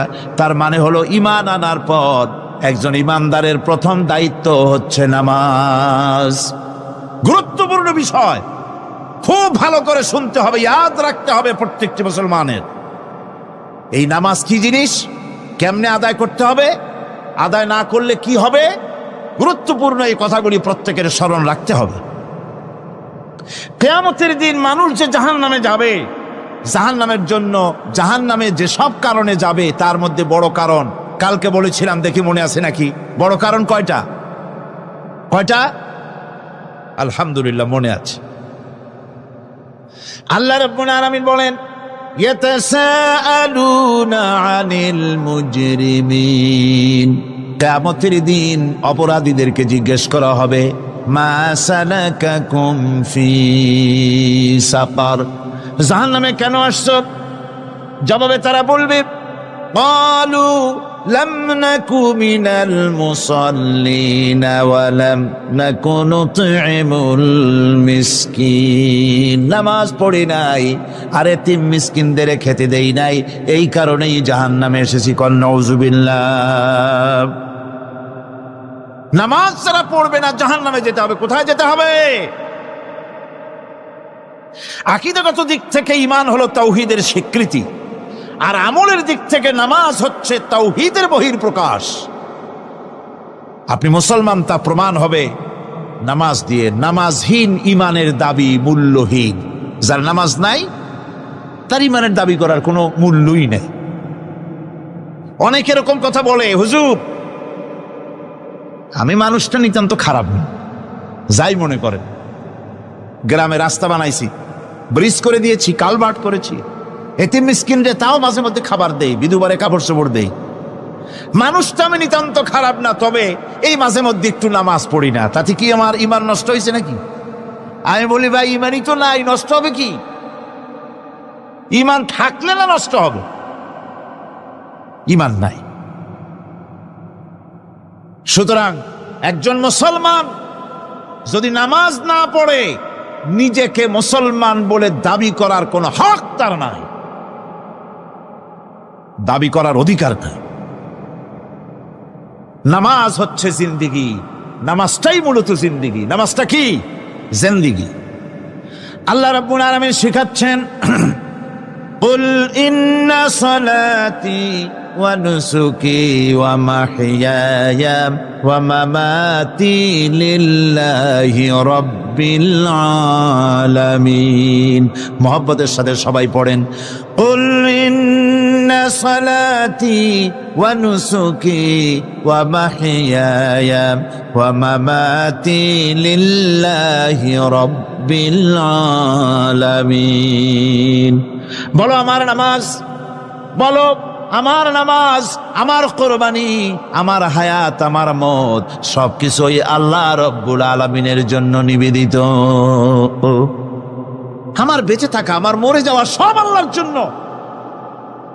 সে আল্লাহ রব্বুল আলামিন, তার জন্য সবকিছু নিবেদিত করতে হবে। আল্লাহ পাকের গোলাম আমাদের বানিয়েছেন, আল্লাহ আমাদের গোলামি করা লাগবে। আর গোলামির নমুনা যাকাত দিয়া, হজ দিয়া, দাম দিয়া, সদকা দিয়া, কোন জিনিস দিয়ে নামাজের মতো গোলামির উৎকৃষ্ট প্রমাণ বা নমুনা আর কিছুতে নাই। আমি যে গোলাম, তার উৎকৃষ্ট প্রমাণ হচ্ছে নামাজ। নামাজেই একটা মানুষ গোলামির অনুভূতিতে তাকে নিয়ে যায়। বাদশাহ হোক, মন্ত্রী হোক, পীর হোক, মৌলানা হোক, মুহাদ্দিস হোক, বড় লোক হোক, গরিব হোক, পুরুষ হোক, নারী হোক, যাই হোক, নামাজে দাঁড়াইলো, একেবারে কান্ডারে ধরিয়া, কানের কাছে হাত দিয়া, হাত দুটো বাঁধিয়া মাথা নিচের দিকে দিয়ে দাঁড়ায় গেল। কিসের মতো? আসামি, আসামির মতো, গোলামের মতো। সুবহানাল্লাহ। এদিক ওদিক তাকাইতে পারবা না, চোখটা থাকবে সেজদা যেখানে দিবা সেখানে। তাকানো নিষেধ, সেজদার দিকে তাকাও। এরপরে যখন রুকুতে গেলেন, গোলামির নমুনা হয়ে গেল। গোলামের এরকম মাথা নিচু করে থাকতে হয় প্রভুর সামনে। গেলেন, রাজা, বাদশাহ, বড় লোক, সব অহংকার চূর্ণ হয়ে গেল। নাক আর কপাল দিয়া আমার মাবুদের দরবারে মাথাটা লাগাই দিলাম জমিনের উপরে। সুবহানাল্লাহ। আমি আমার ভাষায় বলি, আমি আমার ভাষায় কথাটা এভাবে বলি, এই জমিনটা যদি কাগজ হয় আর আমার নাকটার কপালটা যদি কলম হয়, তাহলে আমি যে গোলাম দৈনিক 5 বার আমার নাক আর কপাল দিয়া জমিন নামক কাগজের উপরে, দাস খতের উপরে দৈনিক 5 বার নাক আর কপাল দিয়া সই করে দেই, আল্লাহ আমি তোমার গোলাম, আর কারো গোলাম নই, আমি একমাত্র তোমার গোলাম। ঘুমের থেকে উঠে সেজদা দিয়া বলি, দুপুরের সময় কাজ ফালাইয়া আর একবার বলি, বিকেল আসার আগেই আসরে আর একবার বলি, দিন যখন শেষ হয় আর একবার বলি, রাতে যখন শুতে যাই আর একবার সেজদা দিয়া ঘোষণা করি, মাবুদ আমি তোমার গোলাম। সুবহানাল্লাহ। নামাজ হচ্ছে ইসলামের গণ্ডির মধ্যে প্রবেশের প্রমাণ। কোরআনে কারীম বলছে, ফাইন তাবু ওয়া আকামুস সালাতা ওয়া আতাউজ যাকাতা ফাইখওয়ানুকুম ফিদ্দীন। সূরা তওবা এসেছে, তারা যদি তওবা করে আর নামাজ কায়েম করে, যাকাত যদি আদায় করে, তাহলে এখন তোমাদের সে দ্বীনি ভাই, এখন ভাই হয়ে গেল। একটু আগে ছিল কাফের, মুশরিক, এখন তোমার দ্বীনি ভাই। দ্বীনের গণ্ডির মধ্যে প্রবেশ করা, কলেমা পড়ার সাথে সাথেই নামাজ। নামাজ হচ্ছে দ্বীনের প্রধান গেট, দ্বীনের প্রধান তোরণ। দ্বীনের মধ্যে প্রবেশ করার জন্য এই গেট দিয়ে প্রবেশ করতে হবে। সুতরাং এই নামাজের এতই গুরুত্ব দেওয়া হয়েছে। ইসলাম যদি ক্ষমতায় আসে, আল্লাহ যেন এনে দেন, জোরে কোন আমিন। ইসলাম যদি ক্ষমতায় এসে যায়, রব্বুল আলামিন তাফসীরে মাহফিল কোরআন সামনে নিয়ে আশা করে তোমার দরবারে দোয়া করি, এই বিশাল জনসমুদ্রের দোয়া কবুল করো মাবুদ গো, এই বাংলাদেশকে ইসলামের দেশ বানাইয়া দাও। দেশটা যদি ইসলামের হয়ে যায়, আইন যদি আল্লাহর হয়, শাসন যদি সৎ লোকেরা করে, রব্বুল আলামিন কোরআন শরীফে বলেন, তাহলে তারা 4টা কাজ করবে। আল্লাযীনা মাক্কান্নাহুম ফিল আরদ আকামুস সালাতা ওয়া আতাউজ যাকাত ওয়া আমারু বিল মা'রুফি ওয়া নাহাউ আনিল মুনকার। মুমিনেরা ক্ষমতায় এসে প্রথম যে কাজটা করবে, প্রথমে ক্ষমতা এসেই নামাজ বাধ্যতামূলক করবে। প্রথম কি? ওয়াজ নসিহতে অনুরোধ করা হবে না, বাবাজিরা আল্লাহর রাস্তায় নামাজটা পড়ে না। রেডিও এবং টেলিভিশনের মাধ্যমে রাষ্ট্রপ্রধান অর্ডার করে দিবেন, আজ থেকে বাংলাদেশের 12 কোটি তাওহীদি জনতা, নারী পুরুষ যারা আকেল বালিগ, সকলের জন্য নামাজ বাধ্যতামূলক, নামাজ পড়তেই হবে। এটা অর্ডার। বেলা যখন 1টা বেজে যাবে, বেলা যখন 1টা বাজবে, সমস্ত মসজিদে আজান শুরু হয়ে যাবে। আজানের সাথে সাথে অফিস, আদালত, কল কারখানা, ক্ষেত খামার, শিক্ষাঙ্গন সব ডেডলক হয়ে যাবে। আধা ঘন্টার জন্য বন্ধ হয়ে যাবে। যারা মুসলমান অফিসে, কলেজে, ইউনিভার্সিটিতে, সর্বত্র তারা নামাজের জন্য প্রস্তুতি নেবেন।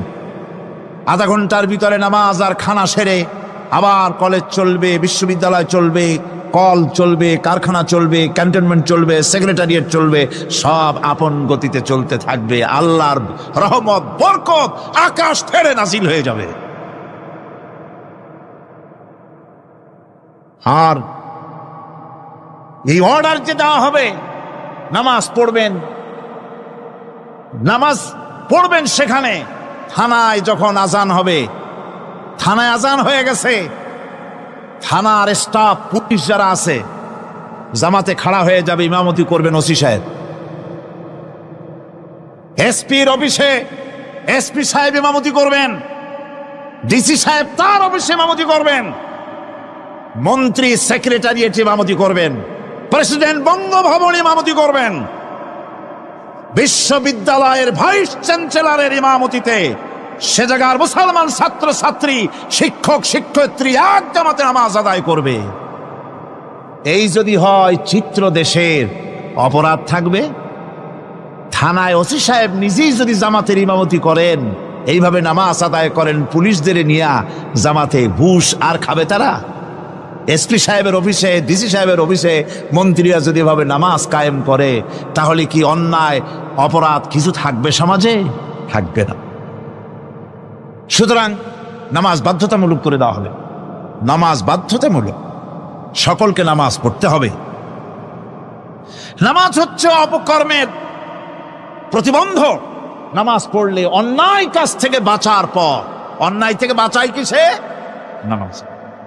আল্লাহ রাব্বুল আলামিন বলেন, উতলু মা উহিয়া ইলাইকা মিনাল কিতাবি ওয়া আকিমিস সালাম ইন্নাস সালাতা তানহা আনিল ফাহশাই ওয়াল মুনকার।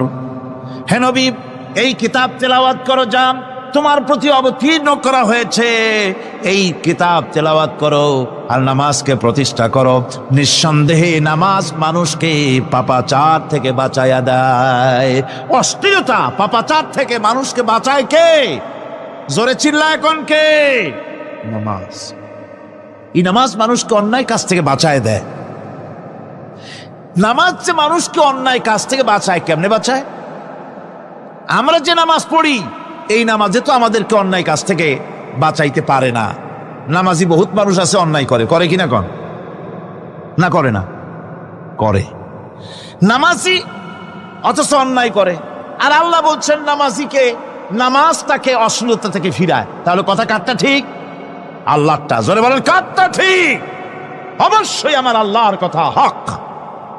আমি ভুল করতেছি, আমি যেন কোথাও ভুল করতেছি, সামথিং ইজ রং, কোথাও যেন আমরা ভুল করে বসতেছি, সেই ভুলটা কি আমরা আবিষ্কার করতে চেষ্টা করবো ইনশাআল্লাহ। প্রথম যে কথাটা সেটা হচ্ছে এই যে আমরা যা নামাজে পড়ি আমরা তা বুঝি না। কথা ঠিক কিনা? আমি যদি এখন প্রশ্ন করি সামি আল্লাহু লিমান হামিদা অর্থ কি কোন, ফার্স্ট ডিভিশনে কয়েকটা লেটার নিয়ে ফেল করবেন এরকম লোক আছেন না নাই?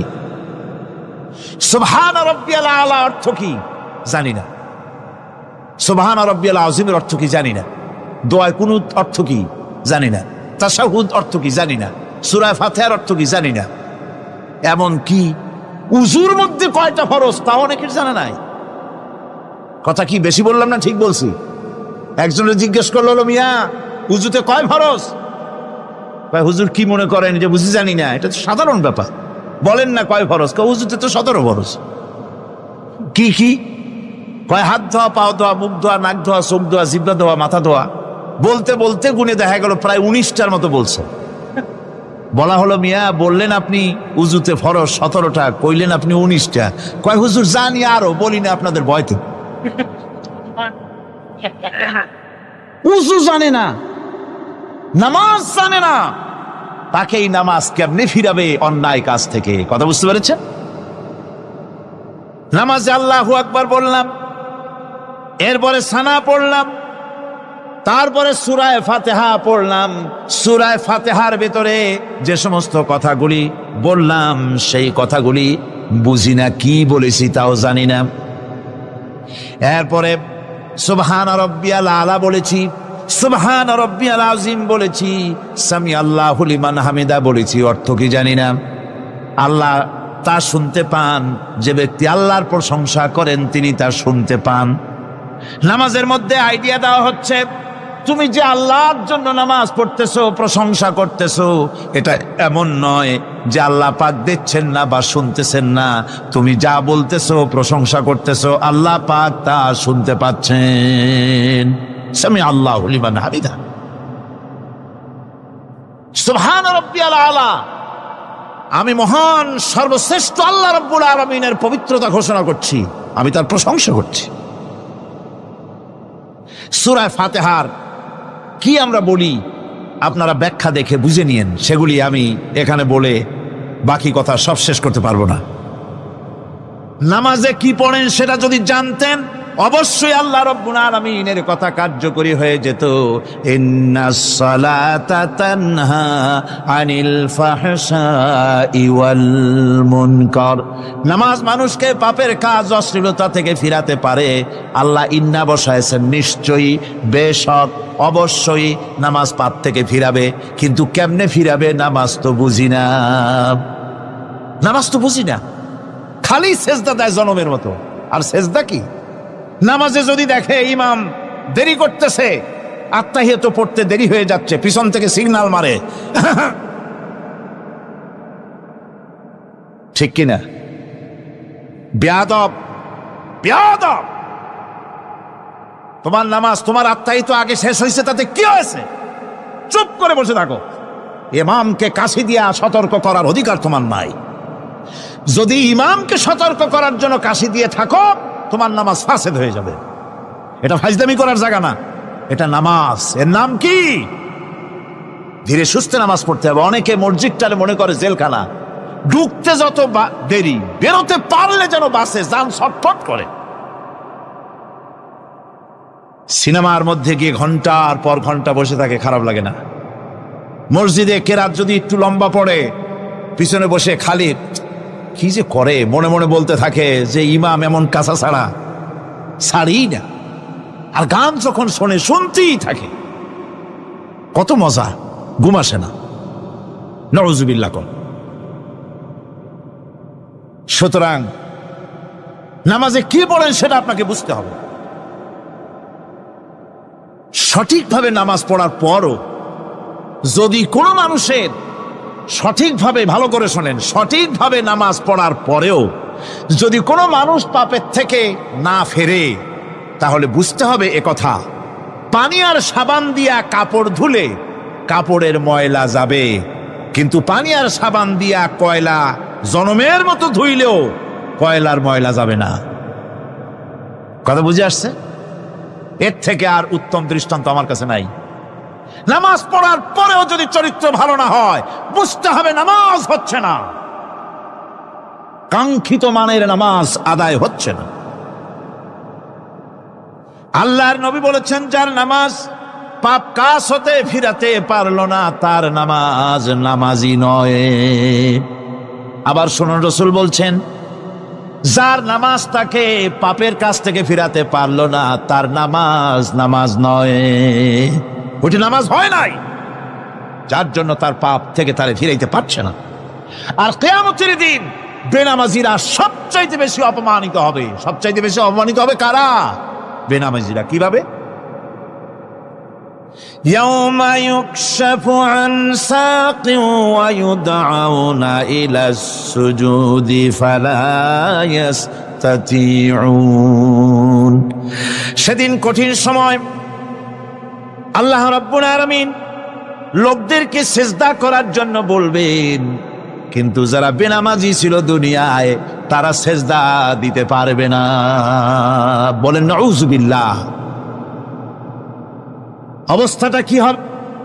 খাশিআতান আবসারুহুম তারহাকুহুম যিল্লাহ। তাদের দৃষ্টি নিচু হবে, লাঞ্ছনা এবং অপমান তাদের উপরে চেপে বসবে, সিজদা দিতে পারবে না। আল্লাহ আমাদেরকে ক্ষমা করুন।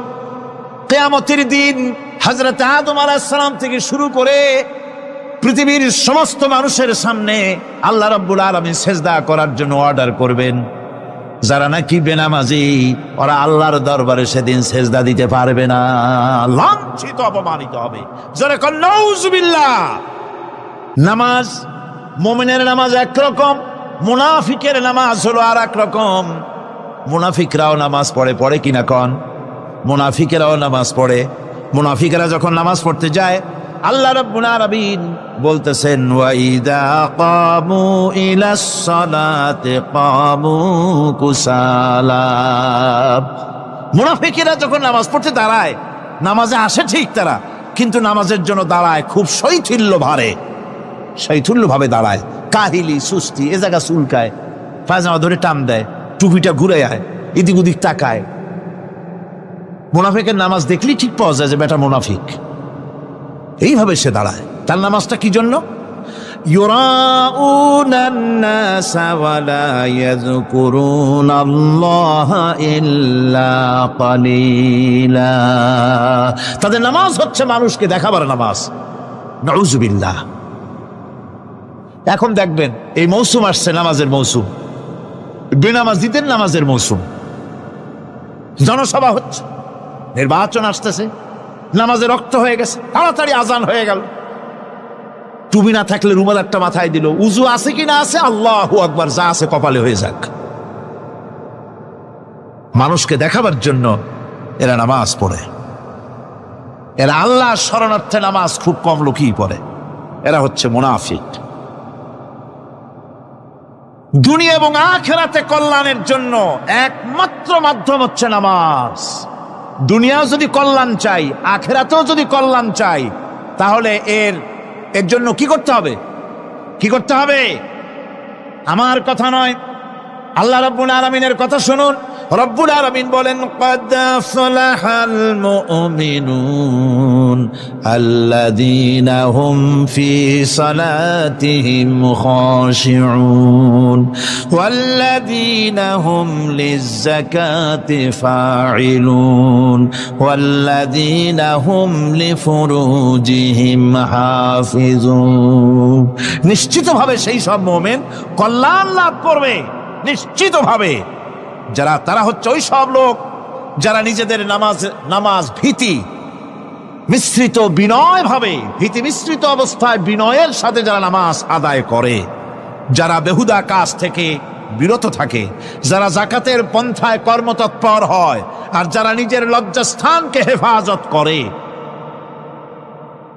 এরপরে আল্লাহ পাক বলেন ওয়াল্লাযীনা হুম লিআমানাতিহিম ওয়া আহদিহিম রাউন ওয়াল্লাযীনা আলা সালাওয়াতিহিম ইউহাফিজুন ওয়াল্লাযীনা আলা সালাতিহিম হাফিজুন। আর যারা তাদের আমানতকে পূর্ণ করে, আমানত এবং তাদের ওয়াদা চুক্তি পূর্ণ করে, এবং যারা নিজেদের নামাজ সমূহকে পূর্ণভাবে হক আদায় করে নামাজ পড়ে, নামাজের যারা হেফাজত করে, এরা কারা? এরা হচ্ছে উলাইকা হুমুল ওয়ারিসুন আল্লাযীনা ইয়ারিসুনাল ফিরদাউসা হুম ফিহা খালিদুন। এরা হচ্ছে সেই সব লোক, এরা উত্তরাধিকার হচ্ছে জান্নাতের উত্তরাধিকার, জান্নাতুল ফিরদাউসে আল্লাহ রাব্বুল আলামিন এই গুণ বিশিষ্ট লোকদের জন্য জায়গা করে দিবেন। জোরে কোন সুবহানাল্লাহ। নামাজকে পড়তে বলা হয়নি, কোরআন শরীফে বলা হয়েছে নামাজ কায়েম করো। কি বলা হয়েছে কন্ত দেখি? নামাজ কায়েম করো, নামাজ পড়ো। এই কথা কিন্তু কোরআন শরীফে কোনো জায়গায় আছে নাকি? এখন কায়েম করা কারে বলে? একটা গুরুত্বপূর্ণ আরেকটি বিষয়, নামাজ কায়েম করতে বলা হয়েছে। কায়েম কি? কায়েমটা হচ্ছে দৃষ্টান্ত স্বরূপ বলা যায় যে জিনিসটা সমাজে প্রতিষ্ঠিত আছে ওইটারে বলে কায়েম হওয়া, আর যেটা প্রতিষ্ঠিত নাই ওটা কায়েম নাই। কায়েম মানেই হলো প্রতিষ্ঠিত থাকা। যেমন আমাদের দেশে, আমাদের সমাজে নারী পুরুষ শিশু বৃদ্ধ সকলেই কাপড় পরা, শাড়ি পরা, লুঙ্গি পরা, এই কাপড় পরাটা কায়েম আছে, প্রতিষ্ঠিত আছে না নাই? যার কারণে কাপড় পরা সমাজে কায়েম আছে বলে উলঙ্গ মানুষ সমাজে খুঁজে পাওয়া যায় না, পাগল ছাড়া। ঠিক কিনা? একটা বাচ্চাকেও যদি উলঙ্গ হতে বলেন এখানে, 5 বছর 6 বছর একটা বাচ্চাকেও, সে কিন্তু রাজি হবে না। ঠিক কিনা? যেহেতু কাপড় পরা সমাজে প্রতিষ্ঠিত আছে সেহেতু উলঙ্গ মানুষ পাওয়া যায় না, কাপড় পরাটাই এখানে প্রতিষ্ঠিত। সুতরাং এখন অবস্থাটা এই হয়েছে, কাপড় পরা প্রতিষ্ঠিত আছে বলে কোন উলঙ্গ মানুষ এসে যদি এই মঞ্চে দাঁড়ায় আর বলে আমাকে একটু বক্তৃতা করতে দেন, আপনারা কি করবেন? মঞ্চে তো উঠতেই দিবেন না। উলঙ্গ মানুষ যদি কোনো চাকরি নিতে যায় ইন্টারভিউতে, তাকে লাইনে দাঁড়াইতে দেবে? দেবে না। এমন কি উলঙ্গ হয়ে যদি বাড়িতে প্রবেশ করে তার বউ দূর দূর করে তাড়ায় দেবে। ঠিক কিনা? যেহেতু সমাজের ভিতরে কাপড় প্রতিষ্ঠিত আছে সেই জন্য এই উলঙ্গ মানুষ পাওয়া যায় না। অনুরূপভাবে নামাজ যদি প্রতিষ্ঠিত হতো সমাজের ভিতরে, তাহলে বেনামাজি খুঁজে পাওয়া যেত না। চাকরি করতে গেলে সেখানে নামাজ মানদণ্ড হয়ে যেত, নামাজ পড়ে কিনা তা দেখে নেওয়া হতো। বেনামাজি লোক পাওয়াই যেত না যদি প্রতিষ্ঠিত থাকতো। প্রথম প্রশ্নই হতো তুমি নামাজ পড়ো কিনা। ইলেকশনে যদি একজন উলঙ্গ মানুষ এসে দাঁড়ায়, ভাইরা এবার আমার বোতল মার্কা বাক্স, উলঙ্গ মানুষ এসে ভোটে দাঁড়াইছে, আপনারা ভোট দিবেন? দিবেন। ওই যে কাপড় প্রতিষ্ঠিত আছে বলে, লুঙ্গি প্রতিষ্ঠিত সমাজে আছে বলে উলঙ্গ মানুষকে আপনি ভোট দিবেন না। নামাজ যদি প্রতিষ্ঠিত থাকতো সমাজে, বেনামাজি মানুষ যদি এসে মঞ্চে দাঁড়ায়া যতই বলতো আমি ক্ষমতায় গেলে এই করব সেই করব, নামাজ প্রতিষ্ঠিত থাকলে পরে বেনামাজিরে কেউ ভোট দিত না। নামাজ যদি প্রতিষ্ঠিত থাকতো তাহলে অফিসের অফিসার তো দূরের কথা, বেনামাজি অফিসের ঝাড়ুদারের চাকরিও তার কিসমতে জুটতো না যদি নামাজ প্রতিষ্ঠিত থাকতো। এর নাম হলো নামাজ কায়েম হওয়া। নামাজ কায়েম থাকলে এই অবস্থার সৃষ্টি হতো। এই জন্য আল্লাহ পাক বলেছেন নামাজকে কায়েম করতে হবে। নামাজ হবে সব ভালো কাজের মানদণ্ড। সমস্ত ভালো কাজের মানদণ্ড কি? নামাজ। নামাজ আমাদেরকে বড় রকমের শিক্ষা দেয়। কি শিক্ষা দেয়? নামাজ আমাদের শিখায় ঐক্য আর ভ্রাতৃত্ব, ভ্রাতৃত্বের আর ঐক্যের শিক্ষা দেয়। এক নেতার আনুগত্য করা শিখায়। জামাত যত বড় হোক, ইমাম হবে কয়জন? একজন ইমাম হবে। আর এই ইমাম মানে কি? নেতা। ইমাম মানে কি? নেতা নির্বাচন শিখায় নামাজে। নেতা নির্বাচন কে শিখায়? নামাজ শিখায়। বোঝেন খুব ভালো করে। কিভাবে? মনে করুন চট্টগ্রাম শাহী মসজিদে ইমাম প্রয়োজন। এখন সেই ইমাম নেওয়ার জন্য ইন্টারভিউ কল করা হলো, বিজ্ঞাপন দেওয়া হলো পত্রিকায়। অনেক আলেম আসলেন। ইন্টারভিউ বোর্ডে যারা বসলেন তারা ইন্টারভিউটা কিভাবে নেবেন? যার মাথার চুল লম্বা বেশি তার ইমামতি দেওয়া হবে, যার লুঙ্গিটা পায়ের গিরার তলে তারে দেওয়া হবে, যার মোষটা মুখের মধ্যে গিয়া ঢুকছে, হাসি দিলে বুঝাই যায় না হাসে না কান্দে, তারে দিবে। দাড়িগুলা কামাইছে তারে দেবে। সিগারেট খায় বা অবশ্য চট্টগ্রাম আর সিলেটে সিগারেটের ফতোয়া ভিন্ন রকম। বরিশালে আমি যেখানে জন্মগ্রহণ করেছি, আমার এলাকায় কোনো আলেম যদি সিগারেট খায়, মসজিদের ইমাম তো ভালো, মসজিদ ঝাড়ু দিতেও ঢুকতে দেবে না মসজিদে। এটা এই এলাকার এক রকমের কায়দা। আমি এটার ব্যাপারে কথা নাইবা বললাম। তো আপনারা খুঁজে দেখবেন সে সিনেমা দেখে নাকি, মিথ্যা কথা বলে নাকি, বউ পর্দায় থাকে নাকি। এগুলি মাইক্রোস্কোপ যন্ত্র দিয়ে ইমামের মাথা থেকে পা পর্যন্ত দেখবেন কিনা কন? আচ্ছা এবার কন তো দেখি, এই ইমাম সাহেব ইমামতি করবে কতজন লোকের? 500, 1000। শাহী মসজিদে ধরেন 5000 লোক হইল। 5000 লোক, 5000 লোকের ইমাম নির্বাচনের সময় পা থেকে শুরু করে মাথা পর্যন্ত দেখেন, এমনকি বউ পর্যন্ত। বৌমনি আনিয়ে দেখেন না, পর্দায় থাকে কিনা এইটা আপনারা দেখেন, ঠিক কিনা? এ খবরটা নেন। 5000 লোকের একটা ইমাম বানাতে গিয়ে মাইক্রোস্কোপ যন্ত্র দিয়ে দেখেন মোষ কেমন, দাড়ি কেমন, চুল কেমন, পাও কেমন, হাত কেমন, হাতে নখ লম্বা কিনা, দাঁতে ছাতা কিনা, বউ পর্দায় থাকে কিনা, মিথ্যা কথা কয় কিনা, এত দেখেন। আর যখন নির্বাচন আসে তখন 2.5 থেকে 3 লক্ষ মানুষের জন্য একজন এমপি নির্বাচিত হয়। সেই ইমামকে বাছাই করার জন্য নামাজ পড়ে কিনা, জিনাকার কিনা, মদখোর কিনা, সুদখোর কিনা, ঘুষখোর কিনা, বদমাশ কিনা বাছাই করা হয় না।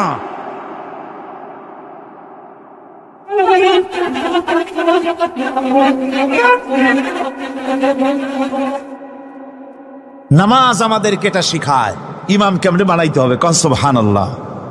নামাজ ঐক্য শিখায়, নামাজ ভ্রাতৃত্ব শিখায়, নামাজ পারস্পরিক মহব্বত শিখায়, নামাজ নেতা কেমন হওয়া উচিত, নেতা নির্বাচন শিখায়।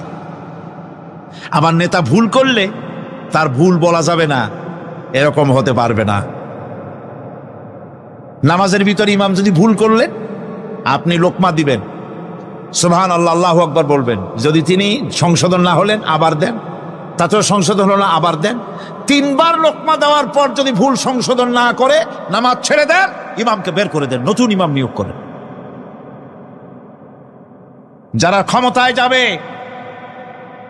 আপনি রাষ্ট্রের ইমাম যারে বানাবেন, সেই রাষ্ট্রীয় ইমাম যদি জনগণের ইচ্ছার বিরুদ্ধে যদি চলে, 1 বার লোকমান দেন, 2 বার লোকমান দেন, 3 বার দেন, তারপরেও যদি না নামে, ঘর ধরে নামে না। নামাজ আপনাকে নেতা নির্বাচন, নেতাকে প্রতিষ্ঠিত রাখা, নেতার আনুগত্য আপনাকে শেখায়। নামাজ লাইন সোজা করে দাঁড়াতে হবে। লাইন যদি বাঁকা করেন, আপনার কলজেটা ওরকম বাঁকা হয়ে যাবে। নাউযুবিল্লাহ। নামাজের কাতারে যার কারণে নামাজের কাতার বাঁকা হবে, পুরা কাতারের জন্য আল্লাহর কাছে ওই লোকটা দায়ী হয়ে যাবে। নামাজ শৃঙ্খলা শিখায়। সুবহানাল্লাহ কইতে ইচ্ছা করে না? নামাজ শৃঙ্খলা শিখায়, শৃঙ্খলা বোধ শিখায়, সোজা হয়ে দাঁড়ায়। তারপরে ঐক্য এবং মহব্বত শিখায়। নামাজের ভিতরে যখন দাঁড়ায় গেলেন, আমির দাঁড়ালো, ফকির দাঁড়ালো, মন্ত্রী দাঁড়ালো, তার ড্রাইভারও দাঁড়ায় গেল, একই কাতারে দাঁড়ায় গেছে। নামাজ পড়তে গিয়ে ড্রাইভারের পাও গিয়ে লেগেছে মন্ত্রীর গায়ে। নামাজ শেষ হওয়ার পর মন্ত্রীর বাবার ক্ষমতা নাই এ কথা বলার যে বেটা ড্রাইভার সরিমদ্দি, তোর পাও লেগেছে আমার পায়ে, তোর চাকরি শুদ্ধা দোজকে পাঠায় দেব। পারবে বলতে? পারবে না। মিয়া মন্ত্রী সাহেব, এটা তোমার সেক্রেটারিয়েট না, এটা আল্লাহর ঘর। এটা কার ঘর? এক হি সব মে খড়ে হো গয়ে মাহমুদ ও আয়াজ, एक ही सप में खड़े हो गए महमूद ও আয়াজ, না কোই বান্দা রহা না কোই বান্দা নওয়াজ। একই কাতারে দাঁড়িয়ে গেছে সম্রাট মাহমুদ আর চাকর আয়াজ। এখন সম্রাট মাহমুদও নাই, চাকর আয়াজও নাই, সম্রাট আর চাকর দুজনই আল্লাহ পাকের গোলাম হয়ে গিয়েছে। তুমি মসজিদে এসেছো, তুমি আল্লাহর গোলাম। কার গোলাম? আল্লাহ পাকের গোলাম। এই জিনিস শিখায় নামাজ। নামাজ শিখায় মানুষকে পাঞ্চুয়ালিটি, নিয়মানুবর্তিতা, সময়ের জ্ঞান শিখায় নামাজ। নামাজ মানুষকে কি শিখায়? আল্লাহ রাব্বুল আলামিন বলছেন, ইন্নাস সালাতা কানাত আলাল মুমিনিনা কিতাবাম মাওকুতা। নিঃসন্দেহে নামাজ মোমেনদের নিয়মানুবর্তিতার সাথে ফরজ করা হয়েছে, তাদের উপরে নিয়মানুবর্তিতার উপরেই, সময়ের উপরে নামাজকে ফরজ করা হয়েছে। আপনার আন্দাজ মতো আপনি পড়তে পারবেন না, সময় মতো পড়তে হবে, আউয়াল ওয়াক্তে পড়তে হবে। আমার দেশের মসজিদগুলিতে ফজরের নামাজ পড়া হয় এমন সময় পূর্ব দিক ফর্সা হয়ে যায়। ইমাম সাহেব যদি ভুল করেন, নামাজ যদি দোহরাতে যান, তাহলে সূর্য উদয় হয়ে যাবে, এমন অবস্থা। নামাজ এত দেরিতে পড়া হয়। প্রত্যেক ওয়াক্তের নামাজ আউয়াল ওয়াক্তে পড়ার জন্য রাসূল সাল্লাল্লাহু আলাইহি ওয়াসাল্লাম তাগিদ করেছেন। সময়ের দিকে লক্ষ্য রাখতে বলা হয়েছে। যেই জাতি, লক্ষ্য করুন, যে জাতি দৈনিক 5 বার টাইমলি, অক্ত মতো, সময় মতো নামাজ আদায় করতে হয়, দুর্ভাগ্যজনক সত্য, সেই জাতির কাছে সময়ের কোনো দাম নাই। সময়ের দাম নাই। 9টার গাড়ি কয়টায় আসবে? 9টার গাড়ি কয়টায় আসবে? একদিন দেখা গেল সত্যি 9টার সময় এসে গেছে। যাত্রীরা বলছে মাশাআল্লাহ, অন্তত একটা দিন তো 9টার সময় আসলো। স্টেশন মাস্টার বলছে না, খুশি হওয়ার কারণ নাই, আজকের না, এটা গতকালকেরটা। আমার আমেরিকার সফরের সময়, যে বাড়িতে আমি আমেরিকায় থাকি, কুইন্স এলাকায়, নিউ ইয়র্ক সিটিতে, সে বাড়িওয়ালা চাকরি করে। সে আমাকে বলল 10টি বছর আমি একটা ট্রেনে যাতায়াত করি। সে বলছে রাত 3:45 ট্রেনটা আসে, ওই ট্রেনে চড়ে সে তার কর্মস্থলে যায়। বলল 10টা বছর আমি এখানে আছি, 10 বছরের ভিতরে এই ট্রেনটা 1 মিনিটের জন্য এদিক ওদিক করলো না, ঠিক 3:45 এসে হাজির হয়ে গেছে।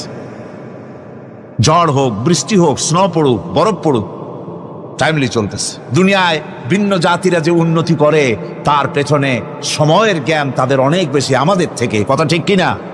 আমাদের সময় জ্ঞান নাই, সময়ের কোনো মূল্য আমরা দেই না। 2টার সময় মিটিং হবে, মন্ত্রী সাহেব আসেন 5টার সময়, ঠিক কিনা? বক্তৃতার জন্য সময় দেওয়া হয়েছে 20 মিনিট, নাহমাদু ওয়া নুসাল্লি আলা কইয়া সুর দিয়া 35 মিনিট গেছে নাহমাদু কইতে কইতে। সময় 20 মিনিট, তার মনেই নেই।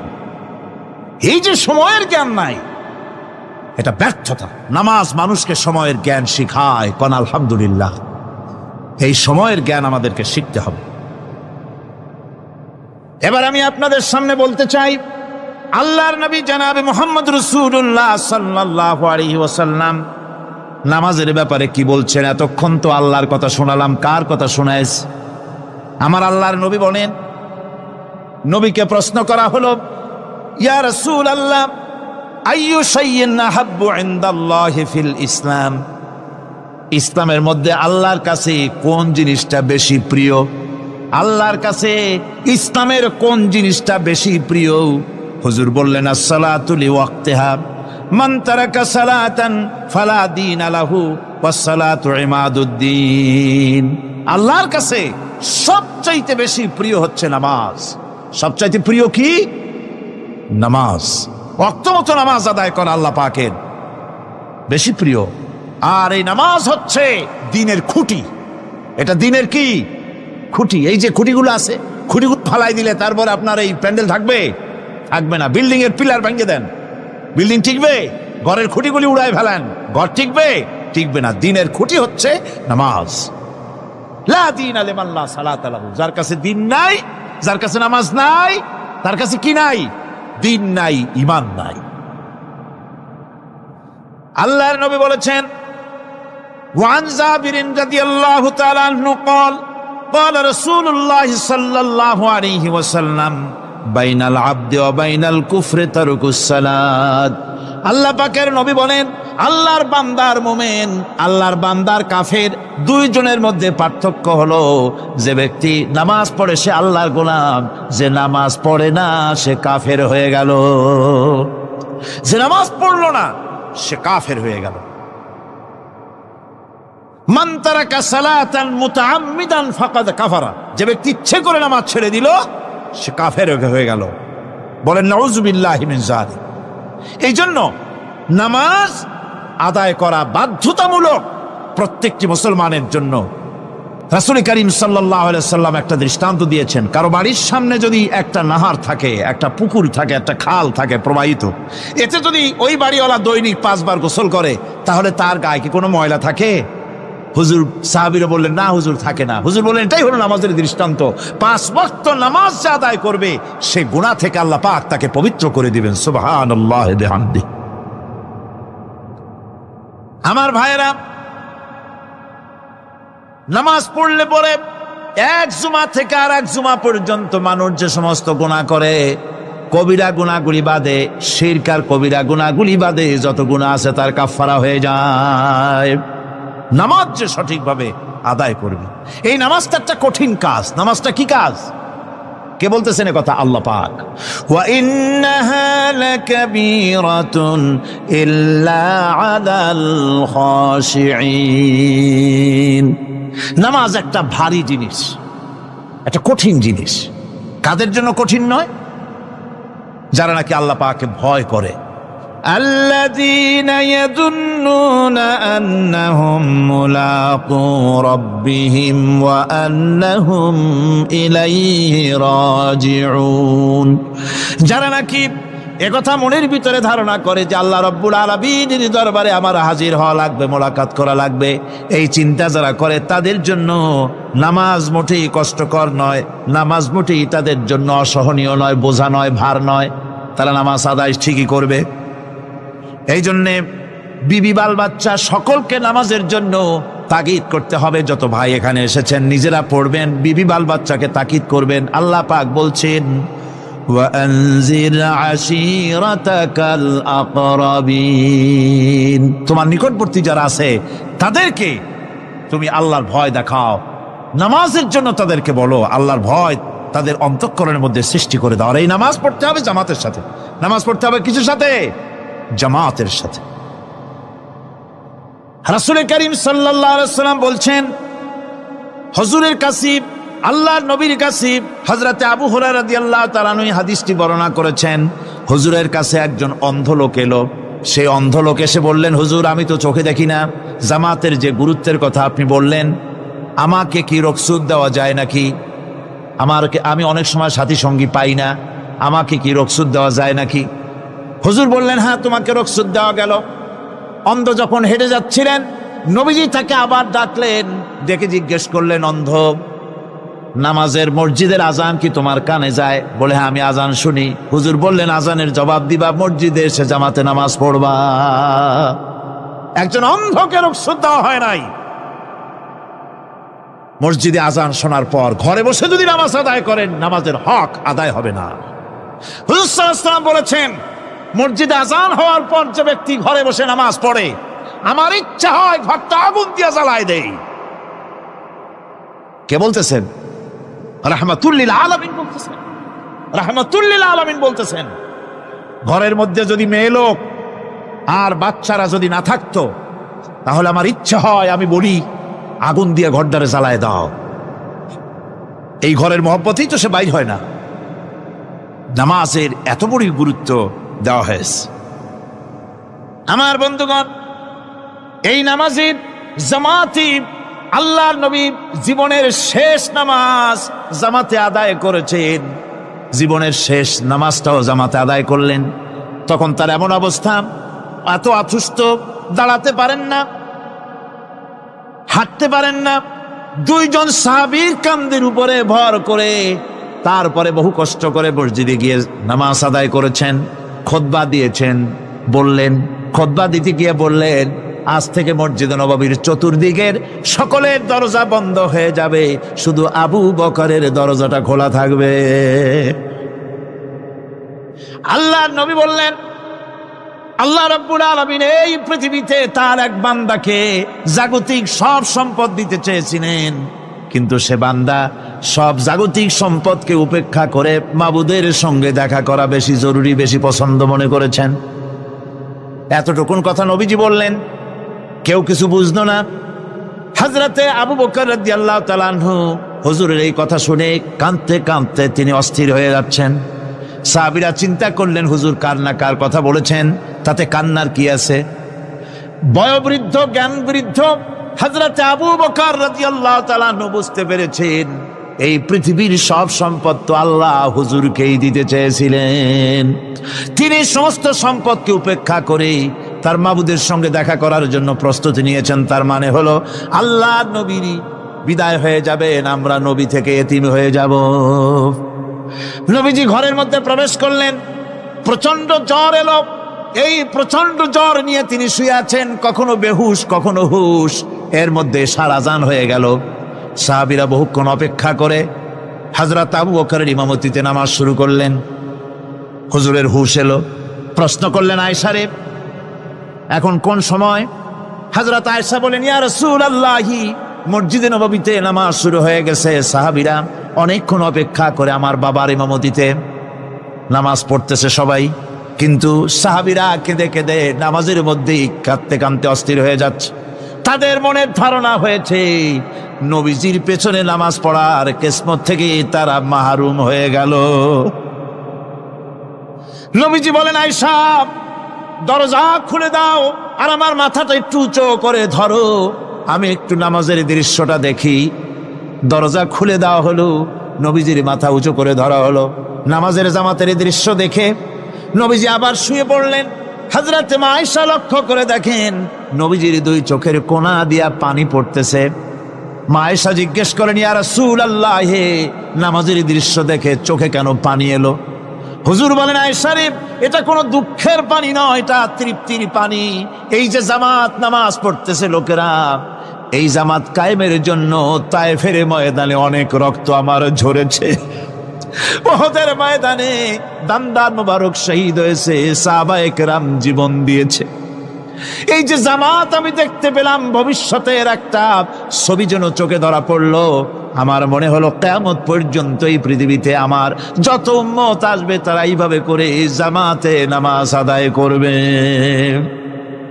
নবীজি মাথার কাছে মালাকুল মউত যখন এসে গেছেন, আমার ভাইরা, এই পৃথিবীতে যত নবীরা এসেছিলেন মৃত্যুর সময় সমস্ত নবীরা শেষ কথা যেটা বলেছেন, হাদিস, সমস্ত নবীরা উম্মতের জন্য মৃত্যুর মুহূর্তে শেষ কথা যেটা বলেছেন সেটা হলো আসসালাত, আসসালাত, নামাজ, নামাজ। আমার নবী যখন বিদায় হয়ে যান, বিদায় মুহূর্তে মেয়ের কথা বললেন না, কলিজার টুকরা নাতির কথা বললেন না, জামাইয়ের কথা বললেন না, স্ত্রীর কথা বললেন না, মৃত্যুর সময় শেষ কথা বললেন আসসালাত, আসসালাত ওয়া মা মালাকাত আইমানুকুম, নামাজ, নামাজ, আমার উম্মতেরা নামাজ, আমার উম্মতেরা নামাজ ছেড়ে দিও না, নামাজ। যেই নবী উম্মতের জন্য এত কাঁদলেন, নামাজের জন্য এত কথা বলে গেলেন, আল্লাহ রাব্বুল আলামিন নামাজের জন্য এত নির্দেশ করলেন, নবীজি ইন্তেকালের সময় নামাজের কথা বলে দিলেন, সেই মুসলমান আজ নামাজ আদায় করে না। নামাজ পড়ে তো নামাজ শুদ্ধ হয় না। হযরতে হুযায়ফা রাদিয়াল্লাহু তাআলা আনহু তিনি একবার ইয়েমেন সফর করেছিলেন, এক মসজিদে নামাজ পড়লেন। একজনকে তিনি নামাজ পড়তে দেখলেন, নামাজ পড়তে দেখে তিনি অপেক্ষা করলেন। লোকটার নামাজ হয়ে যাওয়ার পর তিনি প্রশ্ন করলেন, আল্লাহর বান্দা, তুমি কতদিন এরকমের নামাজ পড়তেছ? তিনি বললেন, প্রায় 40 বছর তো হবে আমি এরকম নামাজ পড়তেছি। হযরতে হুযায়ফা বলেন, তুমি কি আমারে চেনো? কয়, না, চিনি না। হযরত হুযায়ফা বললেন, আল্লাহর বান্দা শোনো, আমি হচ্ছি আল্লাহর নবী মুহাম্মদুর রাসূলুল্লাহ সাল্লাল্লাহু আলাইহি সাল্লামের সাহাবী হুযায়ফা। ও আল্লাহর বান্দা, তুমি যেভাবে নামাজ পড়েছ এইরকম যদি 40 বছর নামাজ পড়ে থাকো, আল্লাহর কসম করে বলি, নবীজি যে নামাজ শিখাইছেন তোমার সে নামাজ হয় নাই। রাসূলুল্লাহ নামাজ হয় নাই, নামাজ পড়লেই হবে না। রাসূলুল্লাহ বলেছেন সাল্লু কামা রাআইতুমুনি উসাল্লি, নামাজ পড়ো সেইভাবে যেভাবে আমারে পড়তে দেখো। বিশ্বাস করুন ভাইরা, নামাজ যদি না হয়, হরতাল করিয়া, মিছিল করিয়া, বিক্ষোভ করিয়া, যে কোনো আন্দোলন করে ইসলামকে বিজয়ী করা যাবে না যতক্ষণ পর্যন্ত নামাজ সহি না হবে। নামাজ হচ্ছে ফাউন্ডেশন, নামাজ নাই কিচ্ছু নাই। ঠুকঠাক করে 2টা সেজদা দিয়ে উঠে যাবেন, আপনার ইসলামী আন্দোলনের 4 পয়সার দাম নাই। নামাজ আগে, জিহাদের ময়দানেও নামাজ, যেখানে আছেন ওখানেই নামাজ পড়তে হবে, আর তা পড়তে হবে আদবের সাথে, মুহাব্বতের সাথে। আপনারা বিরক্ত হচ্ছেন না তো? অন্তত 1 তাসবিহ পরিমাণ তো বটেই। যদি তা না হয়, রুকুর থেকে দাঁড়ালেন, সেজদায় চলে গেলেন, ওয়াজিব তরক হলো। সেজদা দিলেন না, নামাজ ফাসেদ হয়ে গেল, নষ্ট হয়ে গেল নামাজ। এটা পাগলামি না। নামাজ সহিভাবে আদায় করতে হবে। নামাজ থেকে দাঁড়াবেন, রুকুর থেকে দাঁড়ায় গেলেন, বলবেন রব্বানা